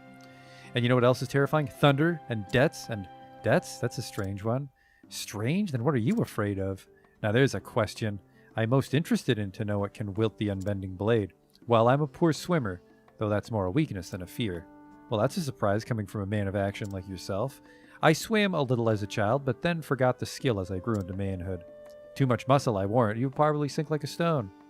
Mayhap. What of you, Cyrus? Do you have any weaknesses? I have a sneaking suspicion that it may be singing. A suspicion? Well, whenever I give voice to a song, people look at me with the queerest expressions. Also, they say things like, "Good thing you're a scholar, sir, and not a bard." Well, now I'm curious. Why don't you sing something for us? Perhaps one song, then. I do enjoy a good ballad, after all. Me me ma mu, me mo ma me. Is something the matter? Best leave her be. I believe she's in the midst of ruining her curiosity. There was no one in there to inquire with.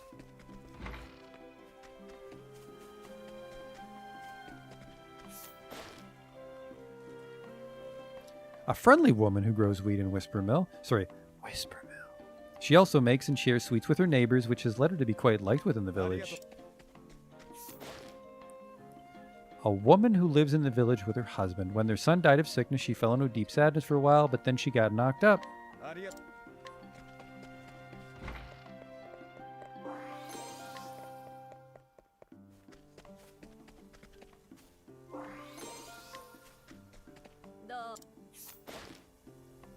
An elderly woman residing in Whisper Mill.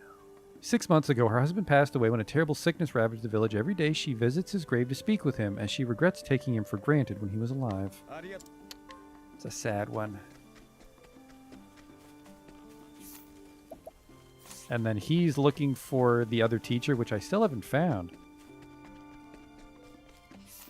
We need to equip evasive maneuvers, because we're going to have to do some wandering in the wilderness here.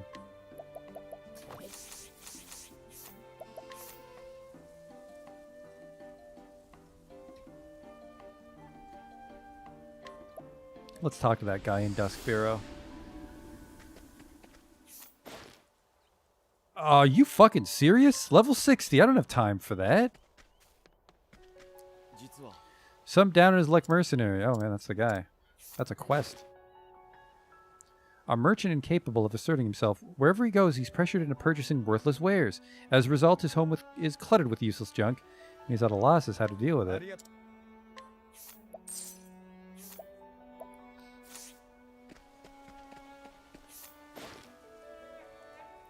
A man blessed with extraordinary luck and an infectious smile. Every little thing seems to go his way, and everyone he meets seems to enjoy his company. He's well aware of his good fortune and takes advantage of it to lead a life like no other. In the bustling metropolis of Duskbarrow. Sure, man. A cure for writer's block.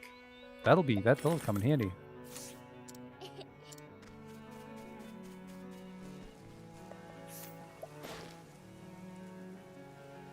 The headman, though perhaps in name only. In practice, the village is so small that any disputes that arise can be resolved relatively easily by the residents themselves. If anything, his only responsibility of notice is to smile and converse with everyone. Nice chatting with you. A woman who lives with her son in Duskbarrow. She hates bugs and beasts with a passion and will not suffer their presence. Now will she suffer those unsympathetic to her feelings, which is why she left her husband and moved here. Jesus. What do you got for sale? Always looking for a bargain, not from you, though. A young boy who lives with his mother in Duskbarrow. He has a habit of taking home anything and everything he finds outside, much to the dismay of his mother, who immediately throws it out. Hello. A small tiger, as yet unnamed. Such matters are deserving of deep consideration, for their moniker may come to define them in the eyes of others. And you. Ever since she was a young girl, this woman enjoyed gallivanting through the woods by herself, at one with nature. Worried about being judged as unsophisticated, however, she dresses like a native of a major city. And for purchasing? Junk. Actually, isn't Viper Dagger really good? It is.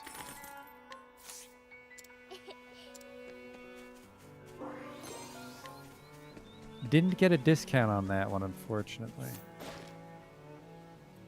A kind youth whose journey to find his missing father is now over. With the beast slain, his nightmares are now a thing of the past, and he hopes to live a quiet life together with his father. It's the snake dudes. Ushland's father and one of the survivors of the Greenwood tribe. He used forbidden magic to protect his village, but was possessed by a giant snake in the process. Though the snake is gone, the memories continue to haunt him. Junk.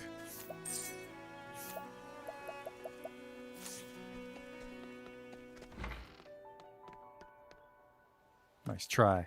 Can't inquire Therian. Except for fucking this snooty asshole. That's the whole town.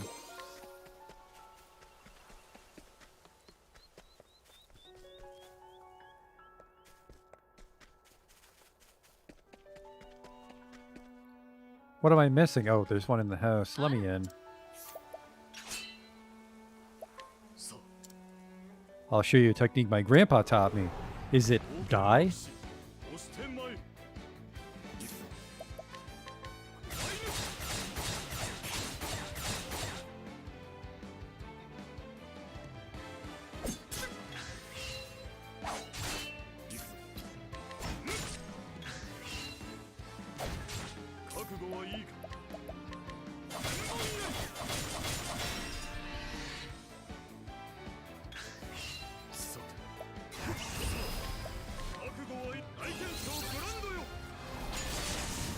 Just a friendly duel. 31,000 damage.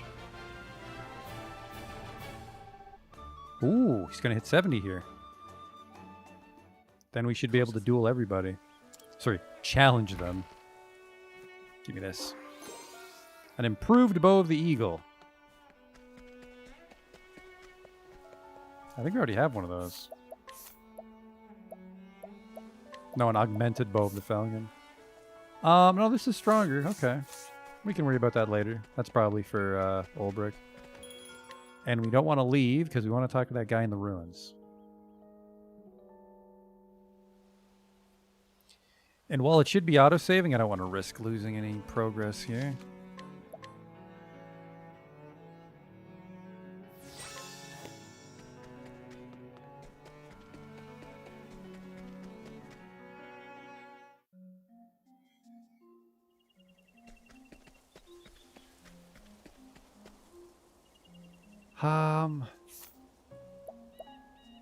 That's the shrine, so we want to go south.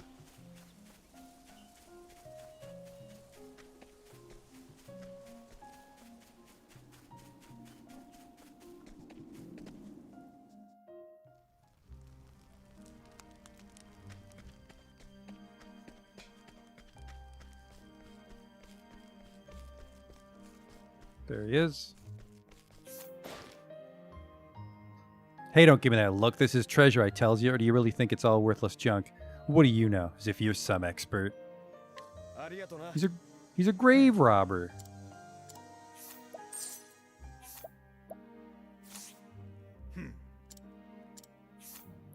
I don't get it. Do I beat him up? I think I either beat him up or I have to tell the guy in Duskbearer how to not be a fucking pushover. And I don't have that smidgen of gossip yet. Yep, he needs to be more assertive. Okay.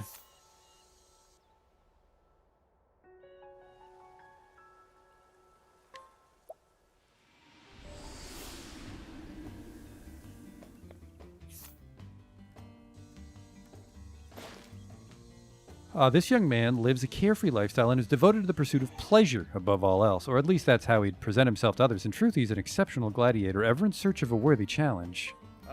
Okay.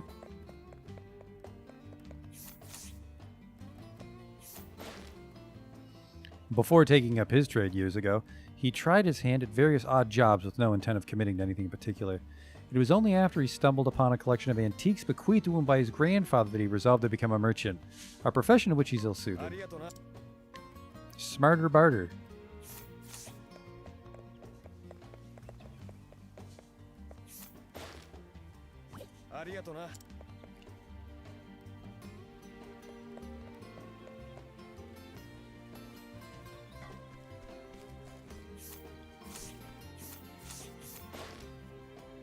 A boy of Victor's Hollow who adores the gladiators and aspires to become just like them. He spends nearly every waking moment watching the matches from the shadows, paying close attention to the various techniques and tactics employed by the warriors. And you? We've already spoken.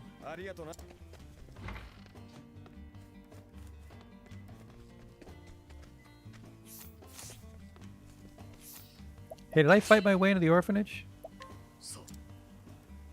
A duel? Oh, it will be fine. It's a friendly duel.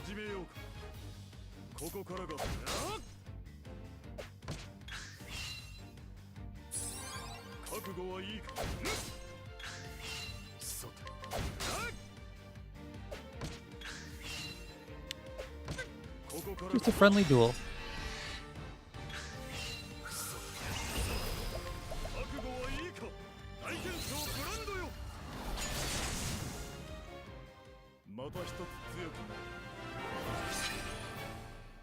There's 70. Nobody should turn down a challenge. Well, well, well, children. Give me this. Mother's so nice to us. I mean, she's not a real mother, but she may as well be. We love her so much. Hey, do you like to read? Because I do. Nobody likes to read. One day I'm going to be as strong as my mom was. You be nice to our mother, you hear? Don't give her any lip or worse. This town's filled with brutes who tried to cross her, and you know what she did? Pow. Gave each and every one of them the back of her hand. Put them flat on their back, she did.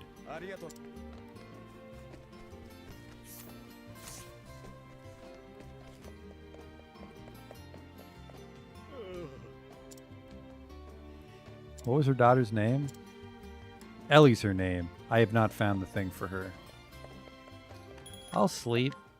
No, he leveled up. Didn't need to consume anything there.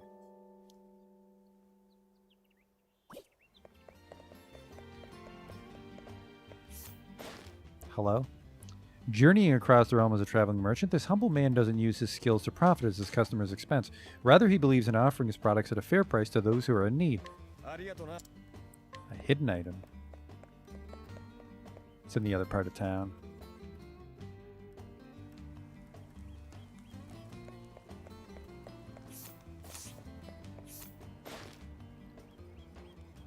$100 punch man. Oh, we've already beaten him up. What the fuck is this? Oh, I already have it.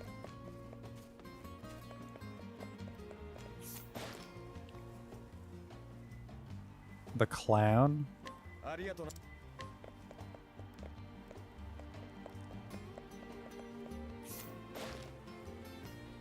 She's only 21, Jesus. The coin counter. Never heard of no bloody coin counter, but at a glance I'd say most anything will do. Swords, daggers, stabs, or you could try setting her on fire. Oh. The wounded.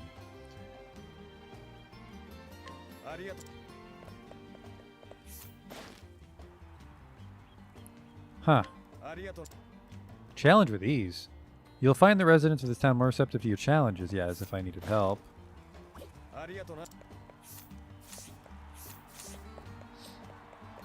How do I get over there? No more debtor's prison for me. A skilled slayer of fiends, this swordsman boasts both brawn and brains, reading his opponent's movements and discerning their weaknesses, then choosing the proper weapon to strike them down. You think I give a shit about? You sure don't. There's got to be a way over there. Maybe right at the entrance to the arenas when I slip out.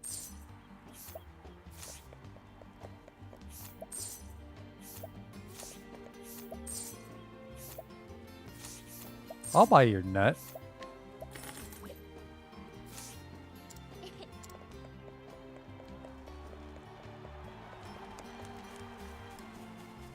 Well, well, well.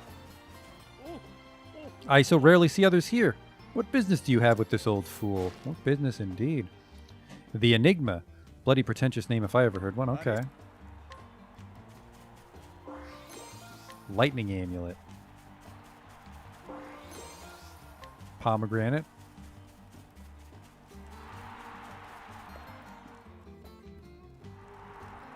I would have never gone over there.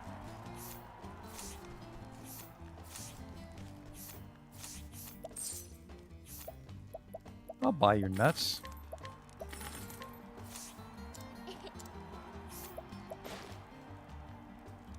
The Southern Dandy. You mean the attendant?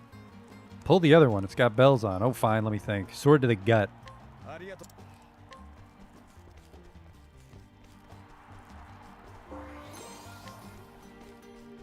All right. I think that's Victor's Hollow done.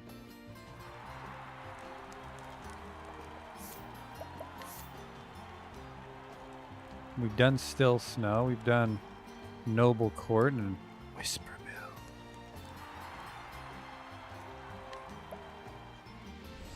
I think we got everyone in Swacky.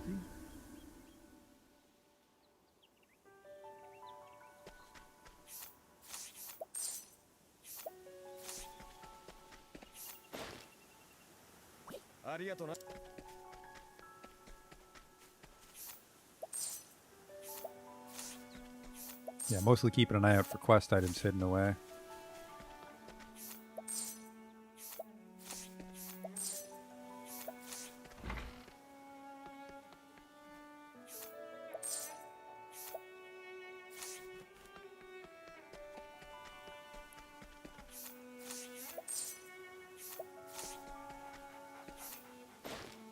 Are you new? I was from the tournament.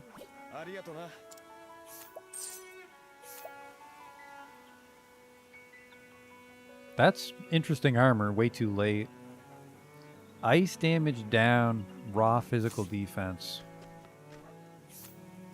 I've been in your house before, no need to break in again.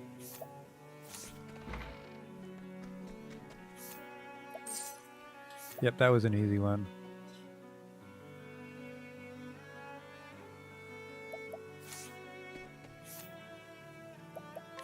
I think Flame's Grace is also doing just fine.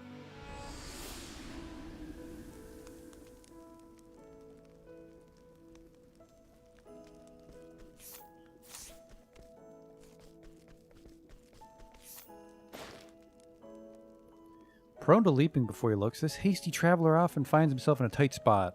Whenever he lands himself in the Gauls, however, he escapes with the aid of others and continues on his journey. I see.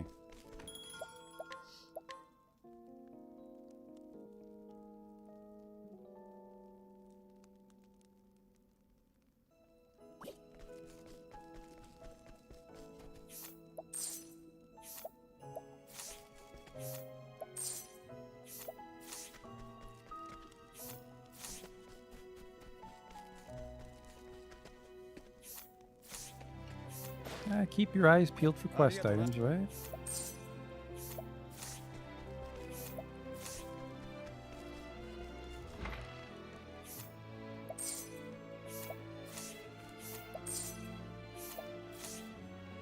Oh, because we already finished that quest.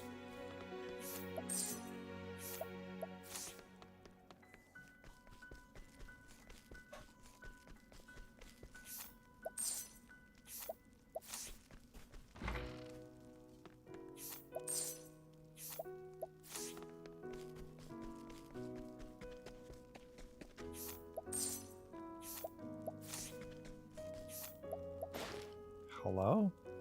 A woman who's been living with a wandering mercenary for about a year. She has lost countless hours of sleep keeping a vigilant eye on him, fearing he'll disappear the moment she looks away.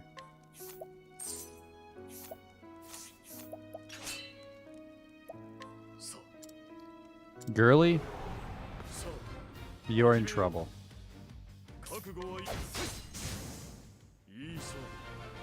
Easiest duel of my life. A fine fight that was indeed. After finding his way to Flamesgrace, this wandering warrior stumbled into the house of a young woman and has been staying there since. He plans on leaving town soon, though a whole year has already come and gone. This town's too cold for me. Okay.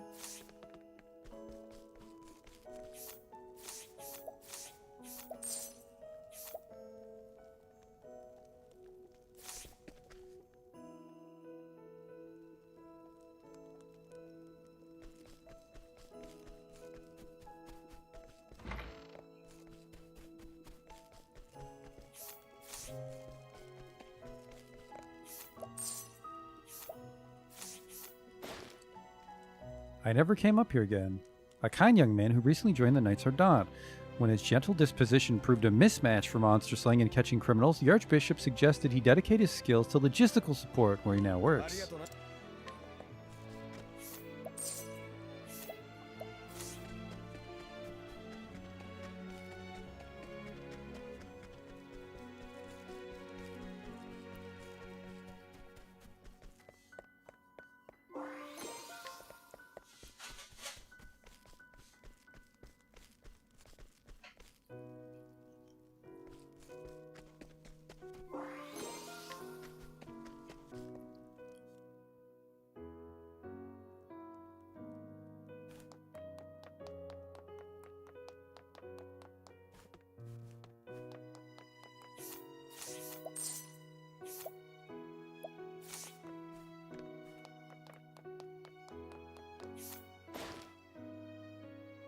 A once renowned swordsman in Victor's Hollow who competed against a friend for the title of champion. After his friend passed, he left the arena and started a new life as a cleric. The rumor has it that his sword is hidden somewhere within the cathedral. He's only 38 years old.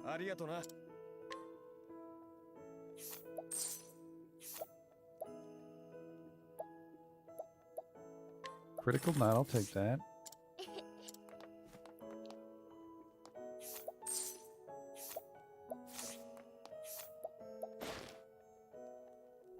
A young boy born in the coastal town of Goldtroy came to Flamesgrace with his mother, where he saw snow for the first time. In his excitement, he often gets lost. That's from the intro.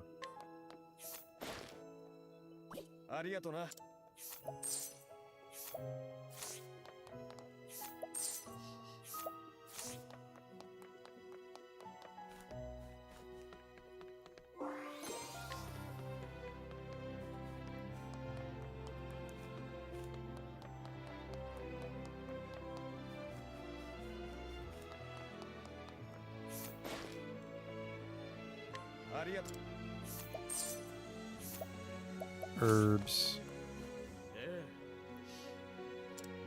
Whoops. What do you have? Nope.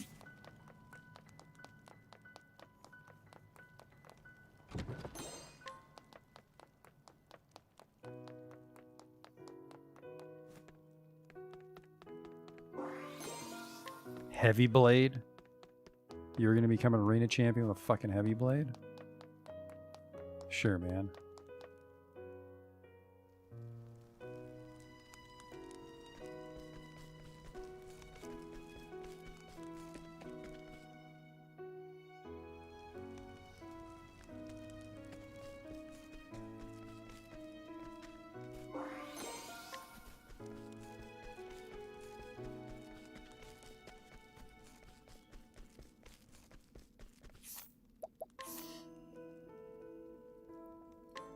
want to say I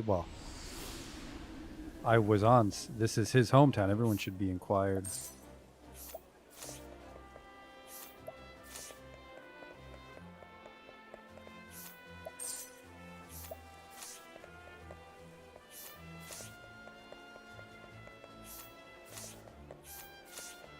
Hello? A mild-mannered woman who treats everyone with such kindness that some men have grown infatuated with her. She's completely unaware that these admirers have misinterpreted her actions and even fought amongst themselves over her supposed affections. For the most part, other women pity her lot and think the men utter fools. Nice chatting with you.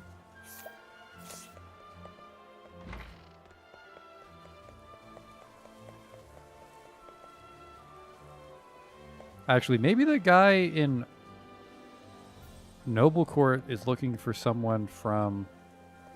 No, he's not in Noble Court. Where is he? Whisper Mill.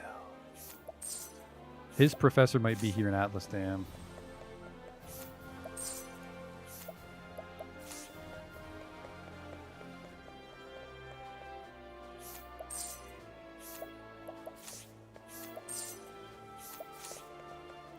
A rock egg. Oh, we bought that already.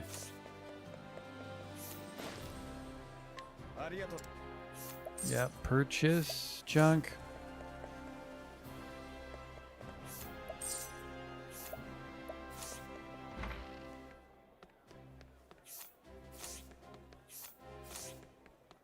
Yep, these first tier towns should be all path actioned up. Oh, what's this? You just have shit, that's why.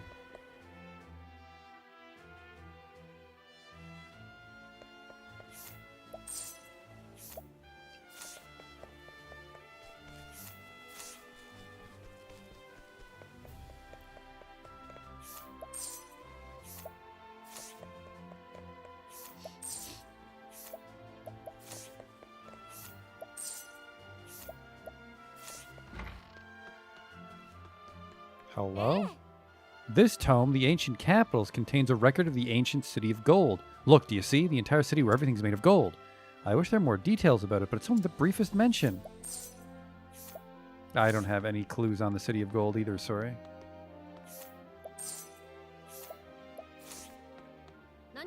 This is the Royal Library. You'll find many rare and valuable books. I feel like there is a particular tome I'm looking for.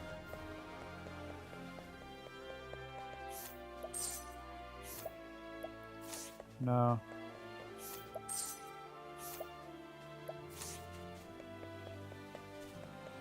It's weird. A young troubadour who has only just embarked on his journey to become famous. As his own poetry is still lacking, he spends his days wandering the realm and studying the works of the masters. Even when he's simply practicing singing another song, people flock to listen, for his voice is beyond compare. The Song of Socrates. Maybe about a dragon? Known as the Moon of the Flatland, she's Princess Mary's distant relative and has been close with her since childhood.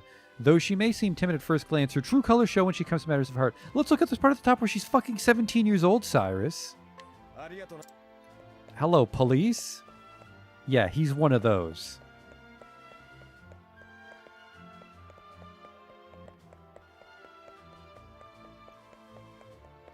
Rice. No wonder they tried to expel him. Can I talk to that guy? No, he's just there for show.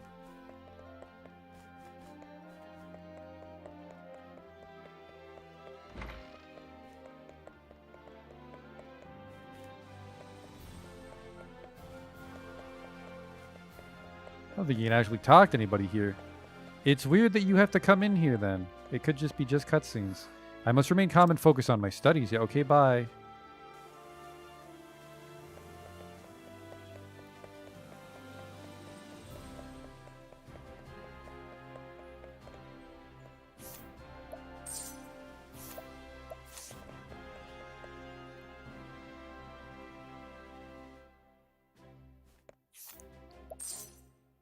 Who's this? I collect great works of art, and this particular artist has been a favorite of mine lately. The only trouble I have is that this artist is quite particular and refuses to paint anything but landscapes. Still, I wish I could find more of his works.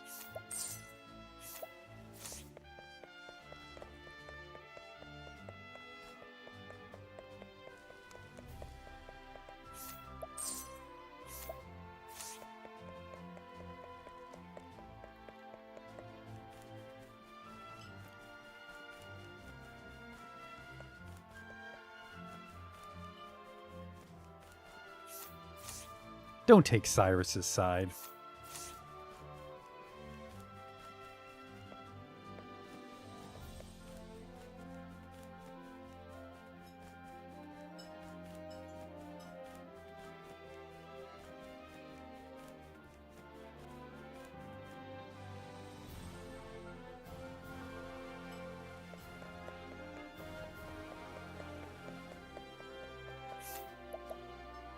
Alright, that's Atlas Dam. Ripple-Tide should also be done.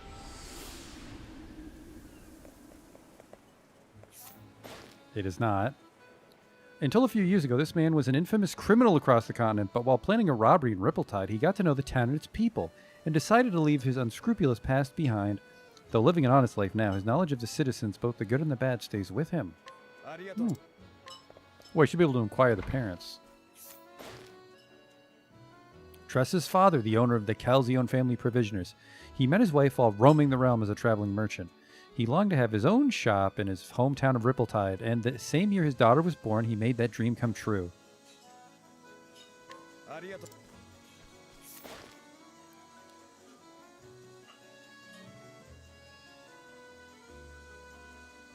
Tress's mother, she was working at the general store in her hometown when she met old Neo and eventually decided to go to Ripple-Tide to be his bride. A youthful beauty who can still turn heads. She sometimes gets mistaken for old Neo's daughter. Ooh.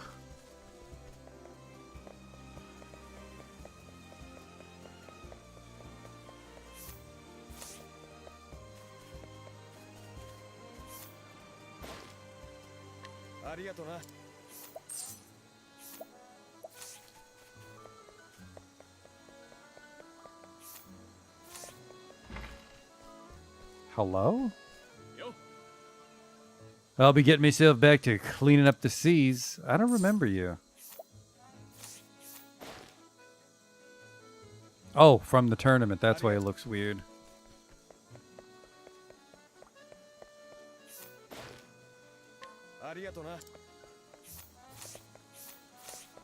Whoop.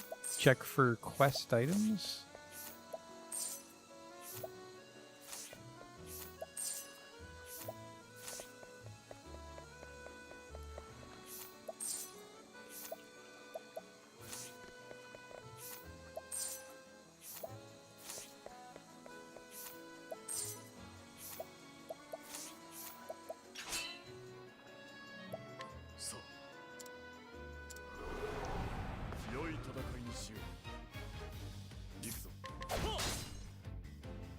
Just a casual duel. Nice friendly spar.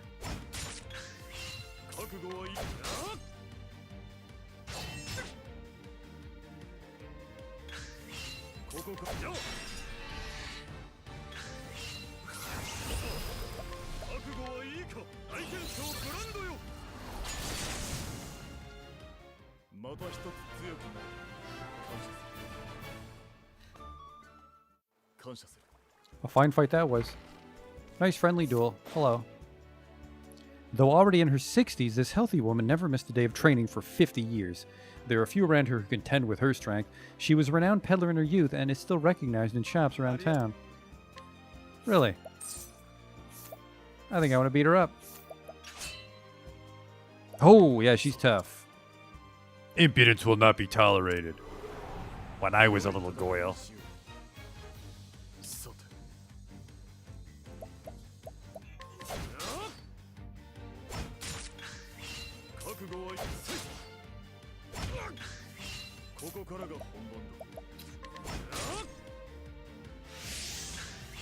Physical boost, yeah, can't have that.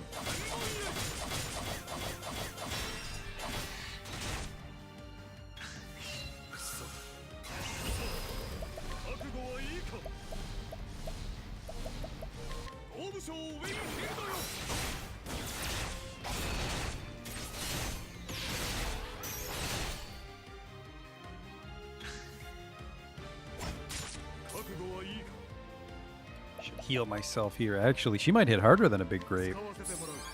No, she doesn't.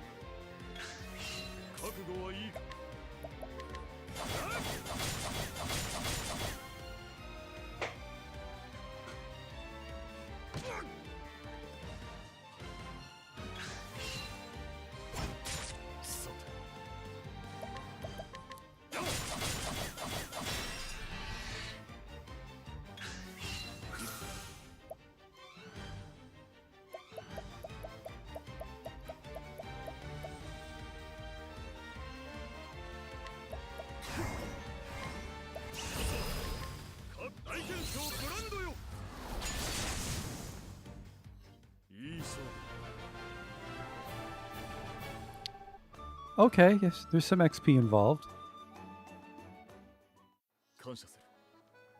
You have my thanks. When I was a little girl. Hey, you look new. Oh. What the fuck is Princess Mary doing here? Pray don't tell anyone of my identity. It would not do for anyone to know that the Crown Princess of Atlasdam is abroad like this. The truth is that I came to meet the great scholar, Professor Paul. He was my tutor when I was a young child, and he's on his way back here now. Professor Paul has been traveling around an island nation off the mainland for the sake of his research.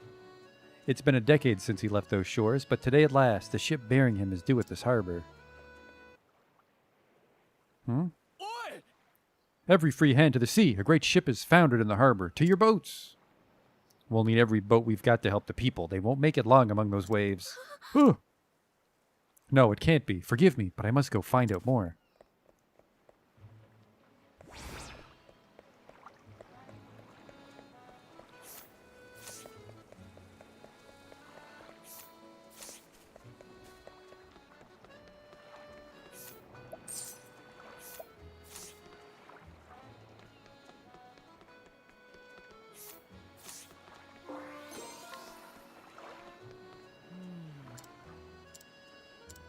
Huh?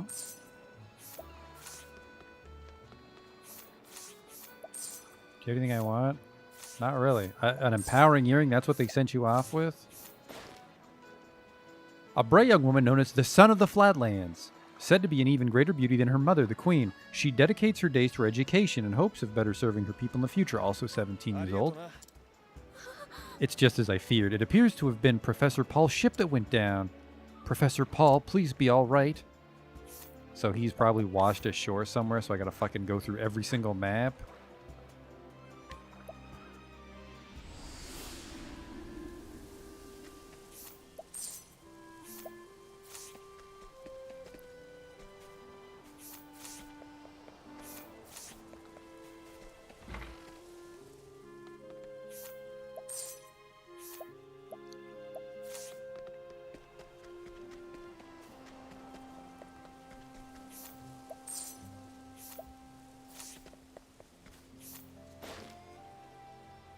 An itinerant youth, ever in search of exceedingly rare apothecarial ingredients. At present he scours the mountains near Cobblestone for plants which grow only in the highest reaches. Precisely where these plants may be found is a secret he'll never share, for he'll not suffer another to profit from his hard work. Okay. How's the search coming along? If you come across any ancient monuments, tell me at once. Okay. The daughter of an archaeologist, when her father's research was not recognized at the academy, she decided to continue his studies to prove him right. She'll face any danger in order to accomplish her goal.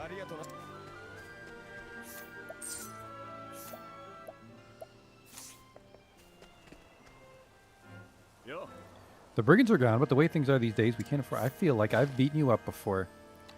Before his tenure as captain, this former mercenary took a grave wound in his knee, which forced him to abandon his profession.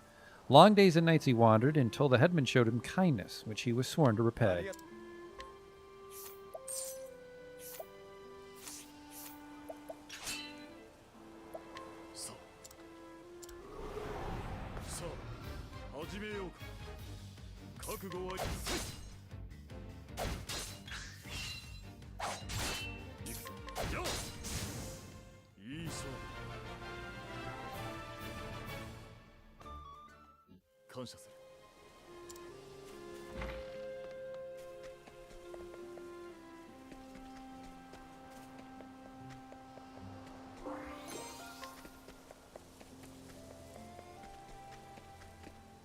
Oh! Not bad for a village head. No, he's here now. That's a lot of money. I don't know if I want to take this. 235 on a sword? Yeah, no. No thanks.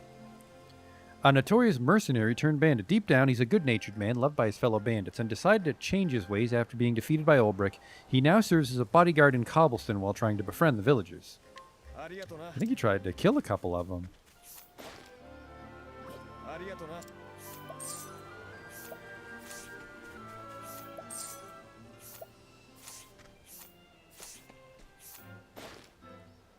Like many, this man lives off the land, tilling the soil and reaping the harvest. Every time he thinks of how his produce nourishes and sustains the people of Cobblestone, he can't help but break into a dazzling smile, which never escapes the notice of those around him. I think I want to challenge the bandit.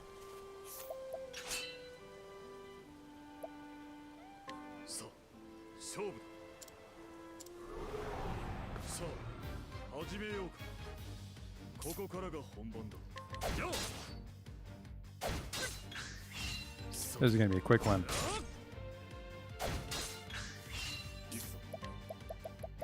Ooh, maybe not. A little low on SP. Let's just see how casual this duel is.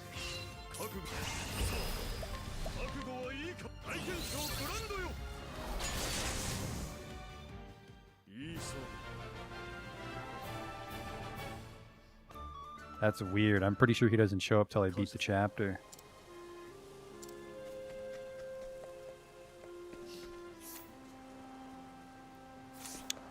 Cobblestone's pretty small.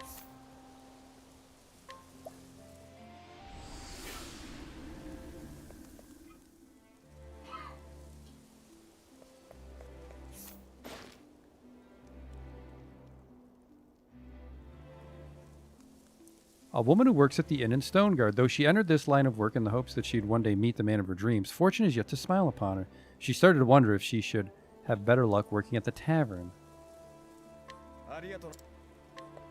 Alright, I'm gonna go to the bathroom here because Stoneguard's pretty huge.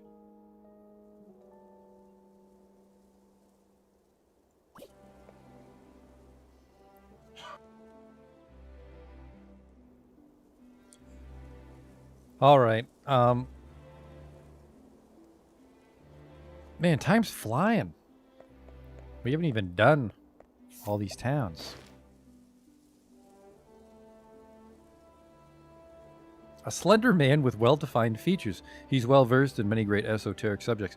Folktales, mythical creatures, the realm of the dead, such things are within his purview. He holds deep beliefs, it is said, though none know precisely what they are. And we spoke to you, right? Yep.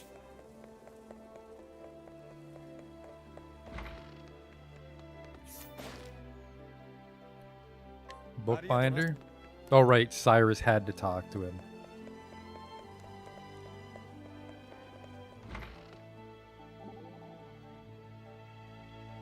Oh no, what's the matter, Tressa? Look at my skinophilia. I've got this nasty boil. I guess I haven't been taking very good care of myself lately. But it sure isn't easy with all this traveling and fighting. I know what you mean. My hair's all frazzled and frayed. But I suppose it's no use. Good nights of sleep and warm baths are a luxury on the road after all. Not that the men seem to care much, indeed. Something the matter, fair ladies? Oh, look, it's the medicine man. Who are you calling old? I'm just teasing. What brings you here? It seems he's brought us something. You bet I have. Feast your eyes on this. This here is a lovely lace, an herb known for smoothing and softening the skin. Rub it on any blotches, wrinkles, or boils and watch them fade away. And that's not all. Mix it with water and run it through your hair to make your locks flow like silk. Why, it sounds like a miracle. You really do have all sorts of treasures in that bag of yours. It's just what I do. So if I want some of this, how much would that cost me? I wouldn't think of selling it to my friends. It's yours for free. You're too kind. It's like he was sent down to us by Elfric himself. Eyes on the prize, ladies. It's just hair. He once had his entire fortune stolen by a woman he courted and has been wary of the fairer sex ever since, going so far as to hide his money and possessions in various secret caches. Unfortunately, he can't recall the precise locations of them all. Oops.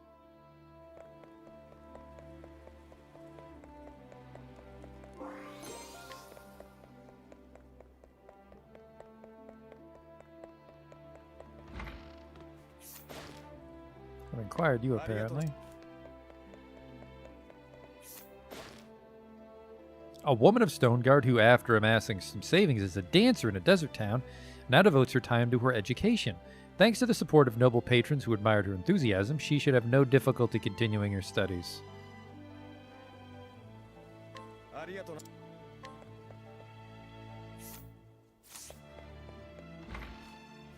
What the fuck? Weren't you one of the bosses?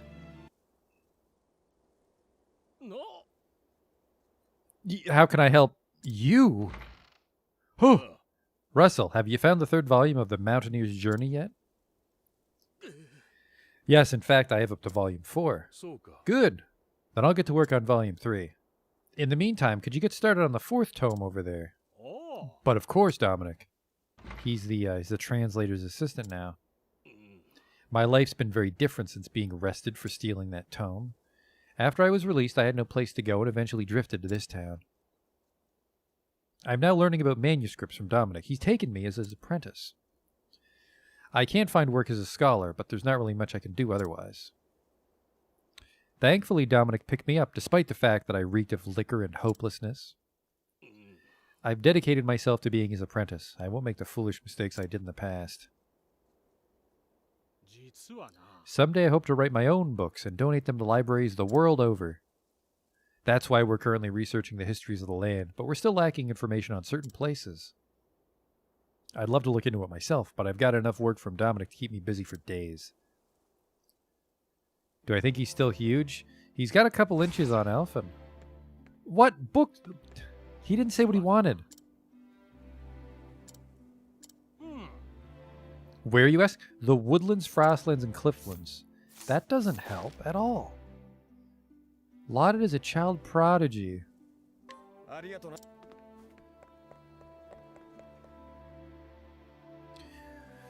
I mean, it's fine that they don't hold my hand, but some of these quests are super vague. It's like, hello, my name's Tim, new quest unlocked. What does Tim want? Are you from the tournament? Yep.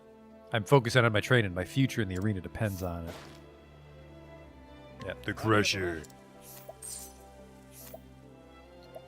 A double tomahawk. Regular attacks strike twice.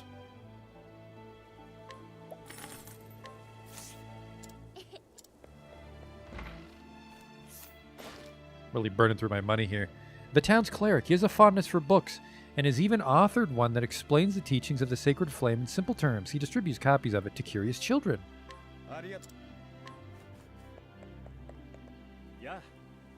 Well be with you, friend. You have business with you. I don't. This strikingly handsome son of a family of sculptors. His chiseled features, which catch the eye of many women, are only surpassed by those he shapes himself, as his every work is declared a masterpiece by his adoring fans. Huh. A rather social gentleman at a glance, he is in truth a consummate businessman who trades in information. How exactly he profits from it is anyone's guess, but the fact remains that those who seek secrets and rumors would do well to seek him out. Want to hear something curious? Rumor is there's a direct descendant of the Ventus kings residing in this very town. Can't say I know much about kings, nor history for all that, but it'd be a rum thing if true, wouldn't you say? Perhaps? Something going on here? Watcher, you got something you'd like to say to us? If you haven't, then clear out. Just between you and me, the boss wasn't always like this.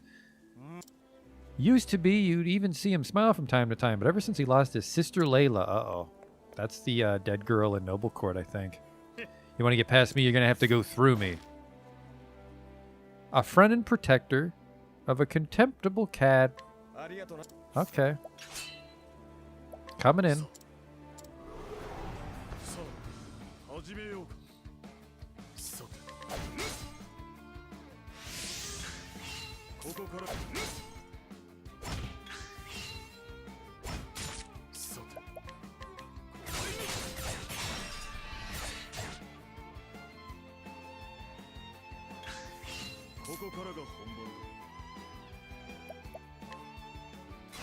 Bump, bump.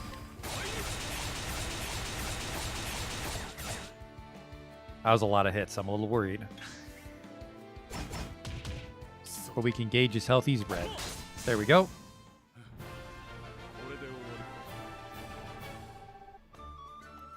Yeah, I guess you get a lot of XP challenging. A fine fight that was. I think he was one of the level 70s. Hello? Hey, you. I got a secret you might be interested in, but I can't give it away for free. What if I were to inquire? This somewhat snooty man supplies the town's general store with various wares. Though he only consorts with those he deems worthy, he holds his sundry goods in high regard, no matter their origin or purpose. Okay.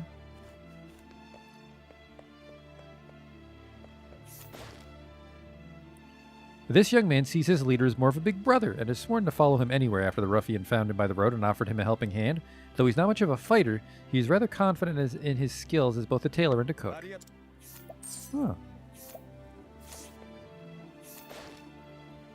A crass and blustering ruffian, he and his brethren stir up trouble around town. His sister, his only family, tried her best to show him a better way, but now that she's gone, there's no one left to keep his worst impulses in check.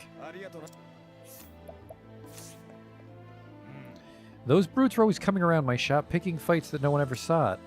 They meddle in my trade and even threaten me with violence. I'm as proud as my wares as any, but even I wouldn't shop here if I had to deal with that. Can't they find someone else to bother?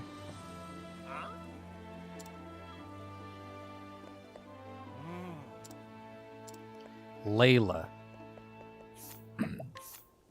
Let's try it. Let's check that right now.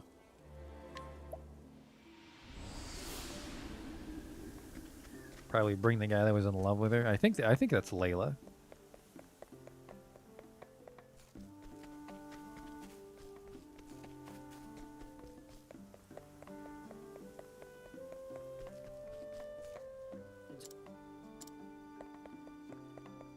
Still have to find him an adventuring friend. Oh, these quests. Mainly because I've never inquired most of these people, so it's taking forever. Lori. Who the fuck's Layla?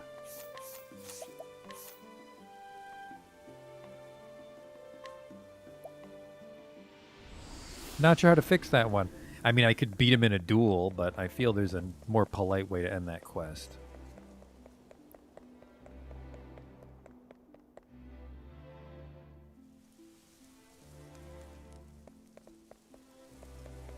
And we've done all this shit yet.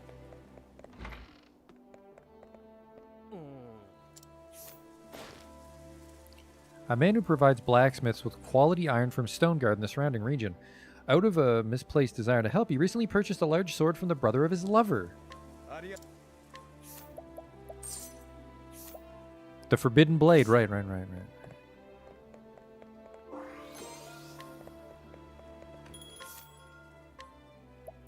Killer's Bow. Soldier's Long. This is all shit.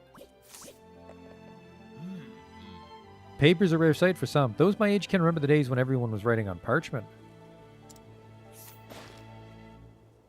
This man makes paper in Stoneguard, a town with long and rich tradition of bookbinding. He painstakingly ensures that each page is equal in dimensions and quality, which has earned him an excellent reputation.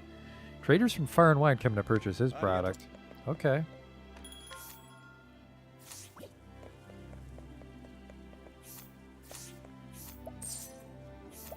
I don't need this shit.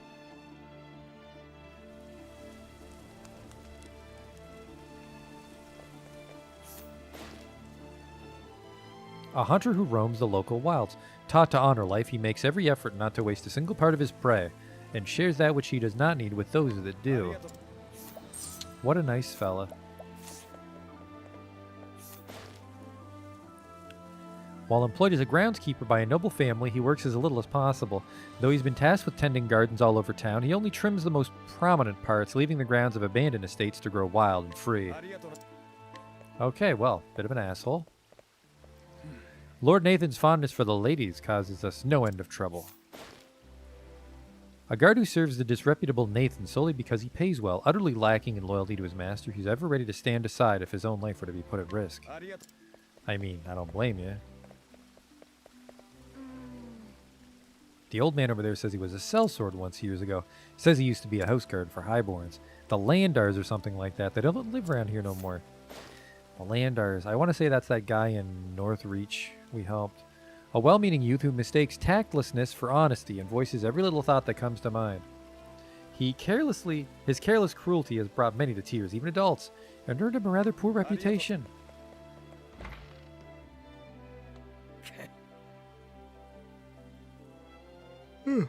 Can't just enter a person's home like this. Sure I can.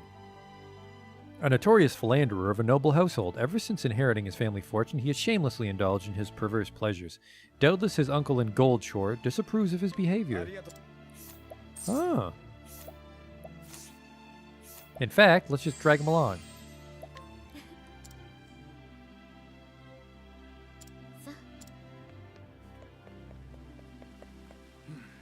To be a house guard for highborns, you've got to earn a name for yourself as a man that can be trusted. Well, after I failed to protect my master, you can imagine what my name was worth.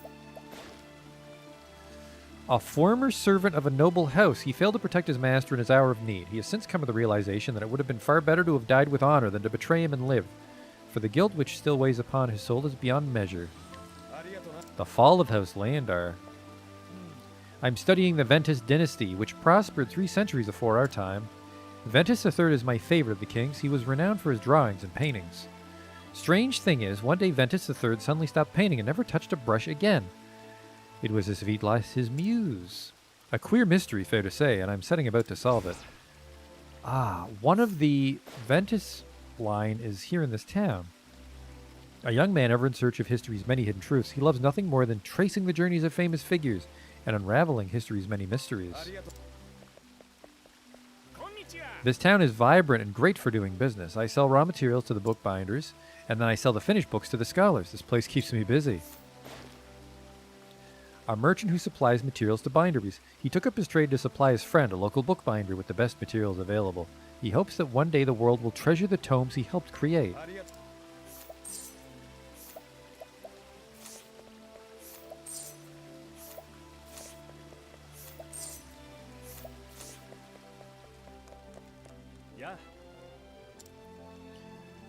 There's not that many bookbinderies.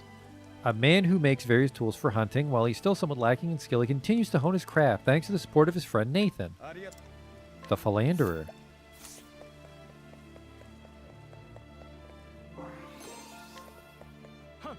This way's barred. You'll need to find another path. No. A man who sells his sister's ironware to armorers and other merchants. While appearing devoted and sincere to his sibling, in truth, he pockets most of the profits to fund his gambling and drinking. Okay, well, a nice friendly duel should fix this.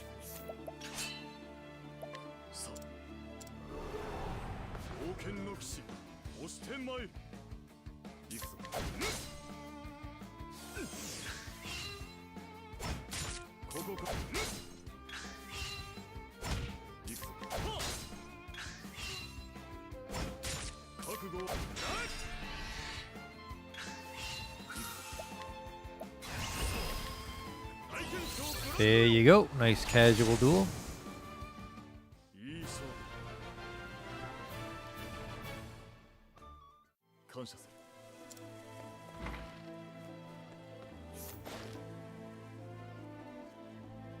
A blacksmith who spends her days working iron. The surrounding area is rich with ore, which she uses to create weapons and everyday tools.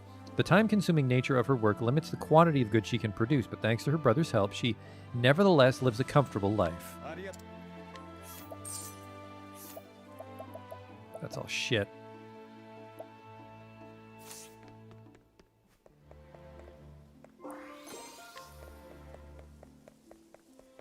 Is there a quest here? Hello? Yeah. This tome came from a land across the sea. It appears to describe the lives and customs of the people who live there. Sadly, it's written in a script I can make neither heads nor tails of. I wonder if anyone can. A book translator. A young man drawn into the world of bookbinding by his love of the written word. Disinclined to physical exertion, he learned all about the world through tomes, and as an adult now works hard to bring such joys to like-minded introverts. Another hidden item. Who the fuck translates things? Like, I mean Dominic, but no?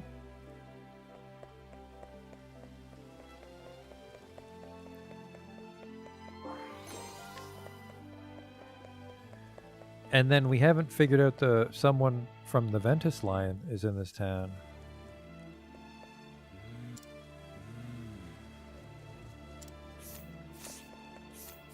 Oh, hello. A sly and quick-witted merchant, he is ever looking for new ways to turn a profit with minimal effort, while of course making sure to never dirty his hands so far as it's possible. While they're keeping their eyes busy, I'll just... Oh, What can I help you with?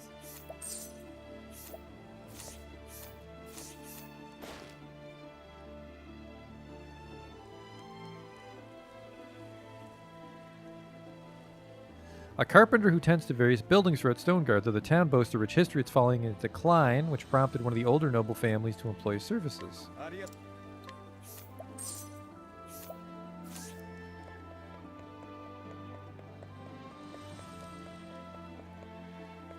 God damn it, I just fought my way in there.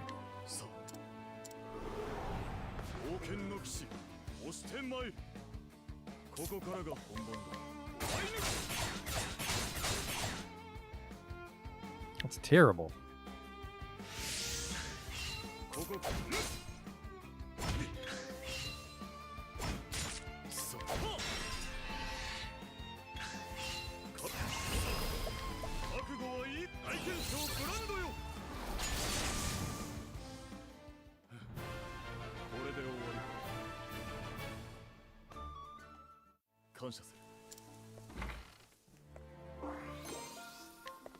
The lady looking for carvings. I don't remember her. I'm afraid to fight my way in. Okay, good. This elderly gentleman who once traveled all across the world has since settled down to sell the remainder of his wares. Having spent most of his life on the road, he is without family and is quietly looking for a suitable heir to his estate.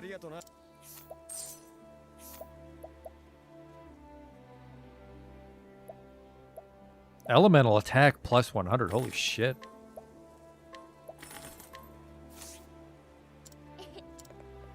Always looking for a bargain.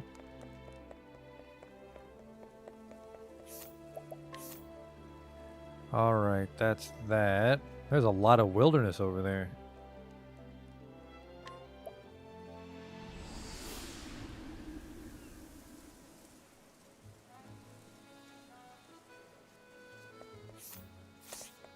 I need to sleep in case we do more people. Missing a lot of shit I'm a little worried about here. Making like no quest progress. Haven't found the third badge for that guy in Noble Court yet. I inquired here too, really. This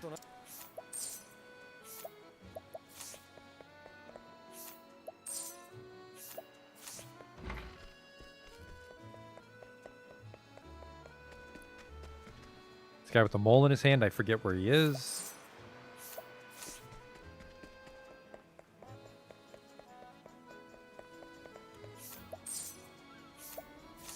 Forbidden bow.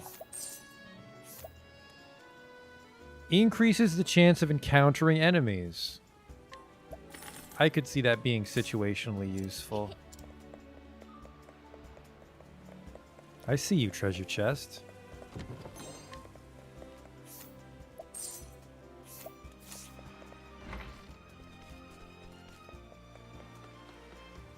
It's the way to town.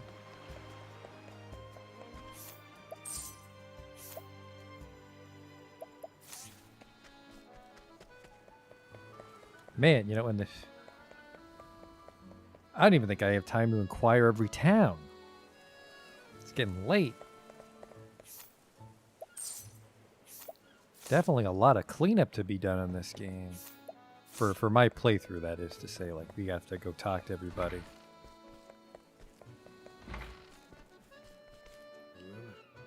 The prosperity of this town is due entirely to the sacred flame. I hear that, brother.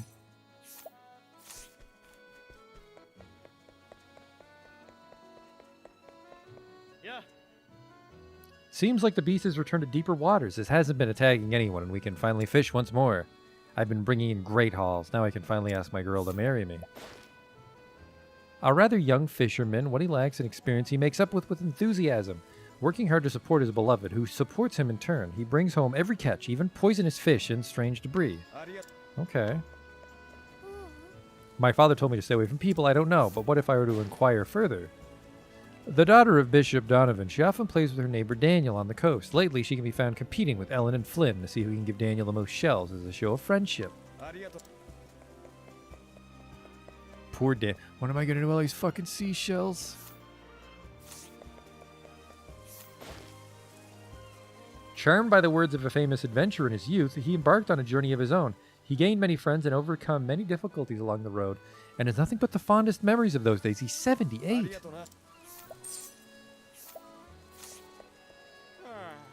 Some of the merchants who service my merchantry. Yeah, I don't know where these bandits are. Must be on the road somewhere. A merchantry master provides all manner of food and sundries to various peoples and interests, particularly those of the coastlands.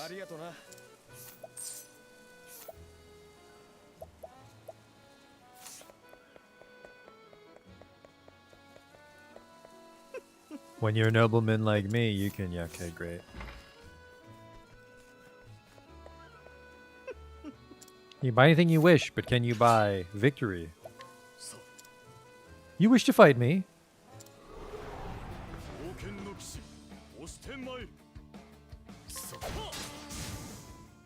Little bitch. 20 experience points, and I earned every single one.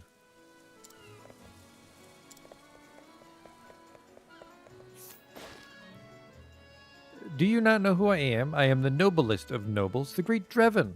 Show some respect. The world's coin I grasp in the palm of my hand, and that goes for the money of the brigands I hire, that is to say...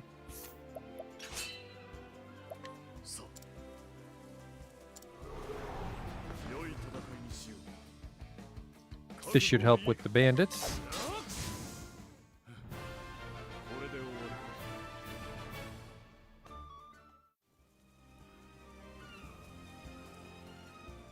You knave, do you have any idea who I am? I am a noble. I have resources at my command that you cannot even imagine. I even have my own troop of bandits at my command. Blast, I didn't mean to say that. Well, well, well. What's the matter, boss? If you need, I can call for some more men. Huh. You fool, I can't be seen with you in front of others. What? But...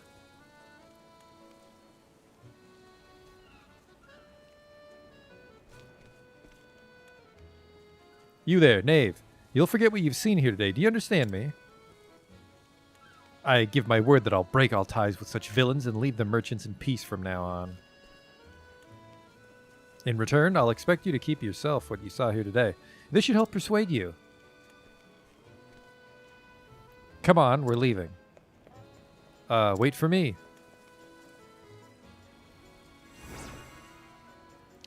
A slippery net. He was a slippery fella. Probably not the best way to fix that. A knight ardent who guards Gold Shore's cathedral. As the town sees rather little in the way of crime, he passes most of his days in relative peace. With so much free time, he's gotten into the habit of taking naps, even when on duty. You fucking scamp.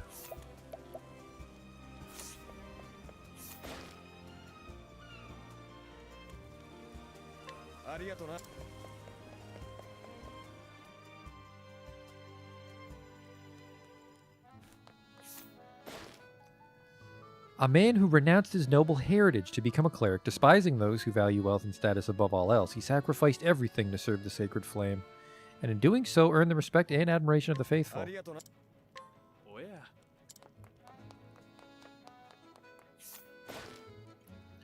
A young boy who plays on the beach with Ellen Flynn and Bishop Donovan's daughter, Lisa.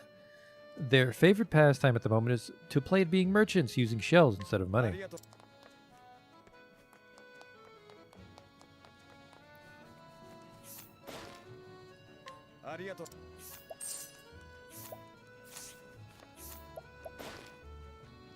A humble cleric whose contributions tend to go unnoticed. Though he can boast of no great accomplishments as of yet, he is diligent and hardworking and is utterly devoted to the faith. A hidden item. Oh, that one's inside the cathedral.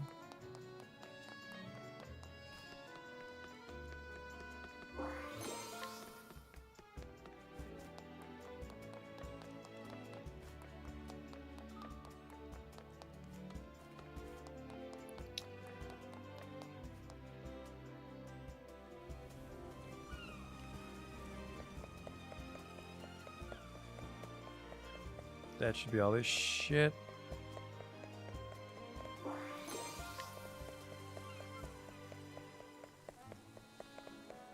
That guy's done complaining about the bandits, right? I suppose that's the end of that. The bandits have all dried up and disappeared. Things have really settled down now. We've been able to resume business at its usual clip. I don't want any shit. Well, we finished the quest. What the fuck? I'm a completely new man, I think you'll find, so not a word of what happened before to anyone, yes? Boss, come on, at least pay up for the work we did before. Seems like the ones who really got robbed ended up being us. I have no pity for you.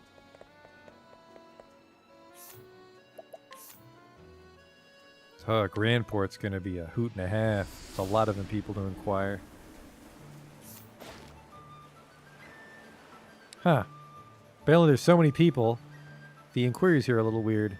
An official Grandport merchant. An ambitious young man who works at the wharf in Grandport. He helps merchants unload their items and is learning various things from his employer that he might one day become a trader.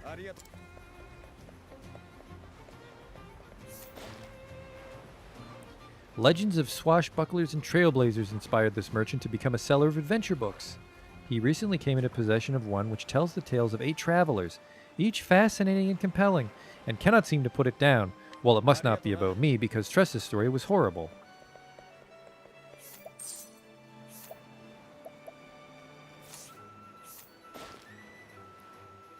Random merchant.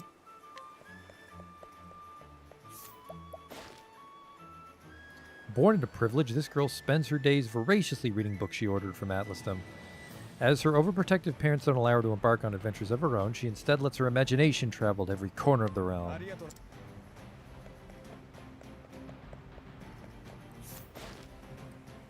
A merchant?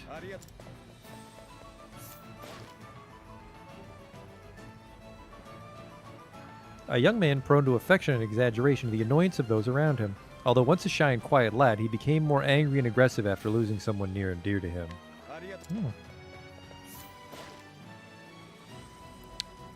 Once a pair of brigands who terrorizes the town. He has a knack for creating concoctions which produce thick smoke or befuddle the senses, which he uses to great effect when relieving innocents of their valuables. Okay, well, fuck you.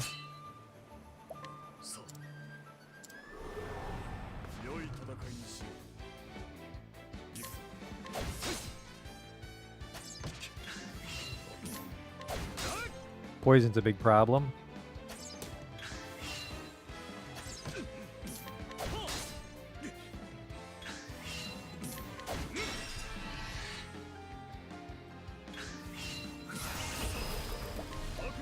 Let's see if Brand's Thunder can miss.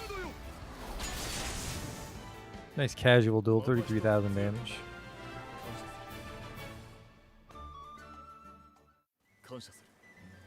Fine fight that was. Get out of my fucking way. One of a pair of brigands who terrorizes the town. Disguised as an old lady, she preys on the sympathy of others and steals from the gullible. She's only 32. Nice chatting with you. Do you need anything? People so rarely come in here. What do you have? I mean, greatly reduces ice damage. It's pretty nice. But how often do you fight a guy that does just ice? That's my problem with those accessories. It's like I find a bunch, but you can never really, like, for sure I'll want to wear this one.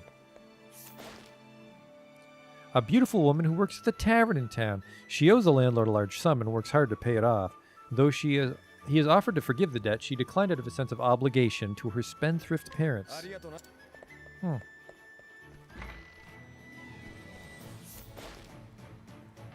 A good-humored man who frequents the tavern in Grandport. He easily befriends all he meets, claiming good food and spirits will get anyone to talk. This tactic may attribute to his past success as an informant behind enemy lines. The old man who came here through not long ago said he was a writer. Apparently he writes all sorts of books to fund his travels. He mentioned some title. What was it again? The Ancient Capitals or something like that. Where did he go?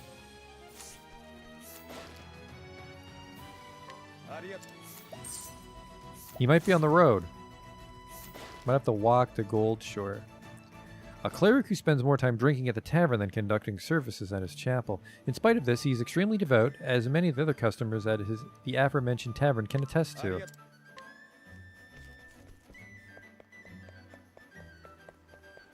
Where's the hidden item? There it is. There's one down here.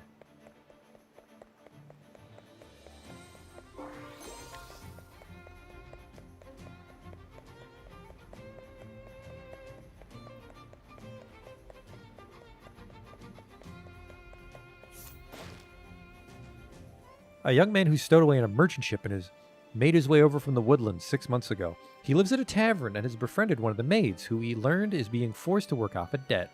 Though she knows nothing of it, he has made plans for them to run away together on a boat. But he offered to forgive the debt.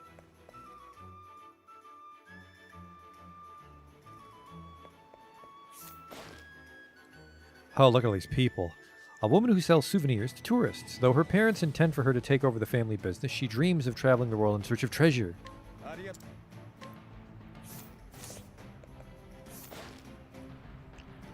Merchant. A member of a noble family sponsoring the Merchant's Fair, a great event that many dream of attending. Well aware of its significance, he has invested a great deal of his resources into ensuring all goes to plan. He attends anonymously, as he knows rather little about trade and would rather prefer that others remain ignorant of this fact.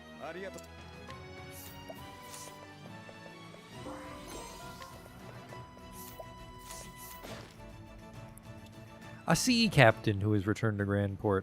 The town's nobles have contracted him to ferry passengers and goods. He loves how lively the town is during the Merchant's Fair and is happy to support the event. Well, that's good. Let's ask this dog. A happy mutt with not a care in the world. He's a good dog, but to be fair, all dogs are good dogs, and a pox upon he who dares to say otherwise. A woman known for her generosity and beauty, it's Lara. She lives with her family in Grandport, where her husband serves as commander of the garrison and enjoys bringing him and his men homemade sweets from time to time. One might say they're the very picture of the perfect husband and wife. When I was little, my mother talked in her sleep. I could hear her at night calling someone's name. Over and over, louder and louder, until she screamed. It was scary. She doesn't do that anymore, but I don't know if that means she's gotten better. A woman from a southern nation who traveled the realm working odd jobs until she found her way to Grandport several years ago. In her youth, she helped her mother with the daily cooking and learned a great deal as a result. Her specialty is stewed fish with quatre. I come from a land far south of here that you'll not find on any map. I haven't been back there in a dozen years or more. I have no interest in going back by now either. Yet, the one thing I do miss is the sweet smell of the quatre blooms that grow there. Apparently I have one. There you go. Probably smells fresh still. Is that a quatre flower? I guess it is. This smell, it transports me back to my homeland in an instant. When I left my land, my parents gave me these flowers. They told me that I should be the hardy quatre. No matter how difficult things became, I would grow strong and bloom beautifully. I have not thought of that day for a very long time now. Thank you. Perhaps I should work a bit harder. And save up enough to go back to my parents. I could build them a fine house surrounded by fields of... Holy shit, stop saying that word. I'm not sure how to say it. As long as we can... we won't ever miss one another. Only some jam. That was a jam quest.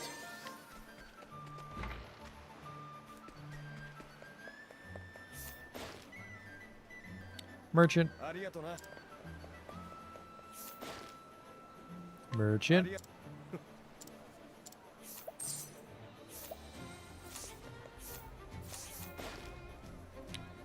A jeweler who uses various and not altogether honorable means to learn of and acquire precious gems. He then uses a myriad other and undeniably disreputable methods to sell them for a significant profit.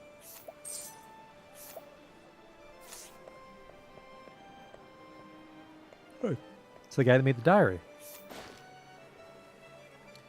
I have nothing left to write, nothing worth writing at any rate, and yet I must press on, else I betray the promise I made her so long ago, so I write for her. That's shit.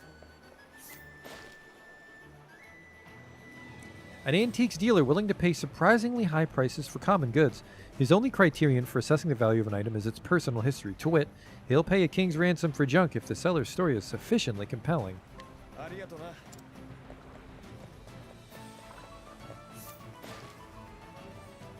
Butler of the Wyndham family. Upon his master's approval, he uses whatever means necessary to secretly dispose of anyone who gets too close to Noah. Oh. Miss Noah's outlook has greatly improved. Her smiles have been lighting up the halls.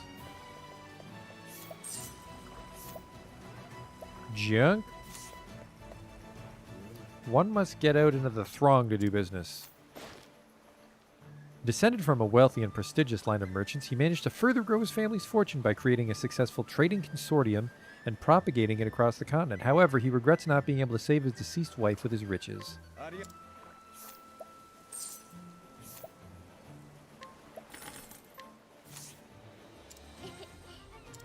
Always looking for a bargain. A non-regular merchant sells stuff.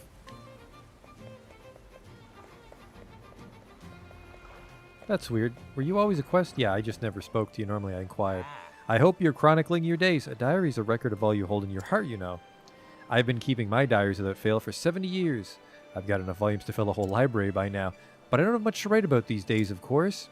Is there still anything for an old man to experience so thrilling that it demands to be recorded in a diary? I don't know.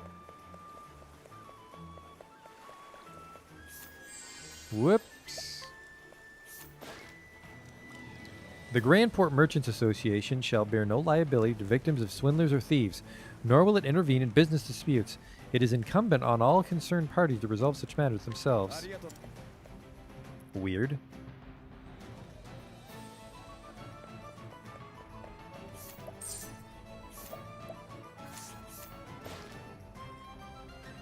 One of the noble family sponsoring the Merchants' Fair.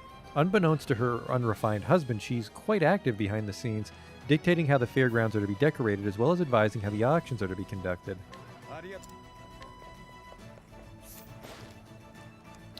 A man hired to host the Merchants' Fair. He's well liked by the traders for his calm demeanor and eloquence. When the fair is not being held, he works in Victor's Hollow. Oh, it's the announcer. This is an auction. You may have heard of our famous Merchants' Fair, but there's quite a bit more to it. The goods go to the highest bidder. That's how conventional auctions like this go. Okay.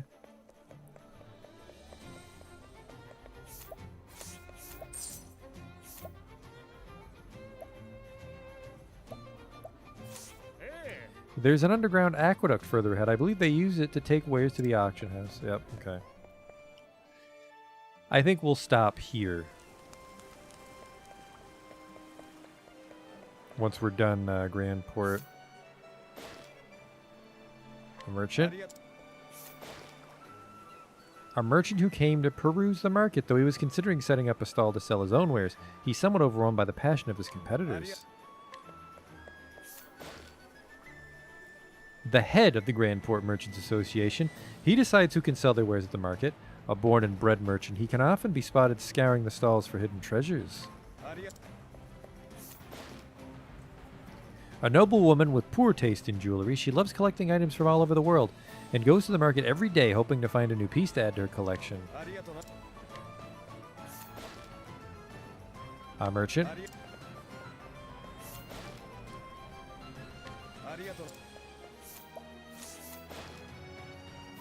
Merchants. A young man who has spent altogether too much of the fortune he inherited. Extremely confident in his judgment, he believes all who question his decisions simply lack his preternatural eye for quality.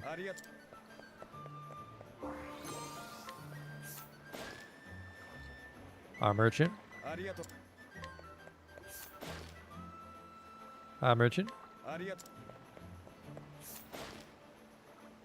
A thief who roams the world, swindling whomever he pleases. He once lived an honest life, putting pirates behind bars, but abandoned his comrades once he realized how much easier a life of crime would be. Oh, wow, what a fucker. Alright, well, there was definitely a lot to do in Grandport. We're maybe half done. That's the craziest part. There's still a lot more town. So yeah, there's that. We did Stone Guard, so we need to do Everhold, Marcelin, Sunshade, which I think we probably did Sunshade. Clearbrook, Saintsbridge, Riverford, Orwell, Quarrybrook, Boulderfall. That's it. So 3 countries left. Well, more like 2 countries. Let's finish Everhold tonight as well. Then it's just 2 countries left. No, wait, 3 countries. Sunlands, Riverlands, Clifflands. Actress's role. A mysterious woman endowed with incredible powers who has come to our world from a realm of magic. While she lives a quiet life with a shopkeeper in town, she strives to find a way to return to her home. What? Welcome to the eternally enchanting, endlessly entertaining Everhold. Oh, there's a theater here, isn't there? Some weird shit in this town. Child actor's role. A born actor, known for his ability to play any role. No one seems to know this thespian's true identity. In fact, it's rumored that all who know before have died or mysteriously vanished for various reasons. He has recently assumed the guise of a young girl. What the fuck is up with this town?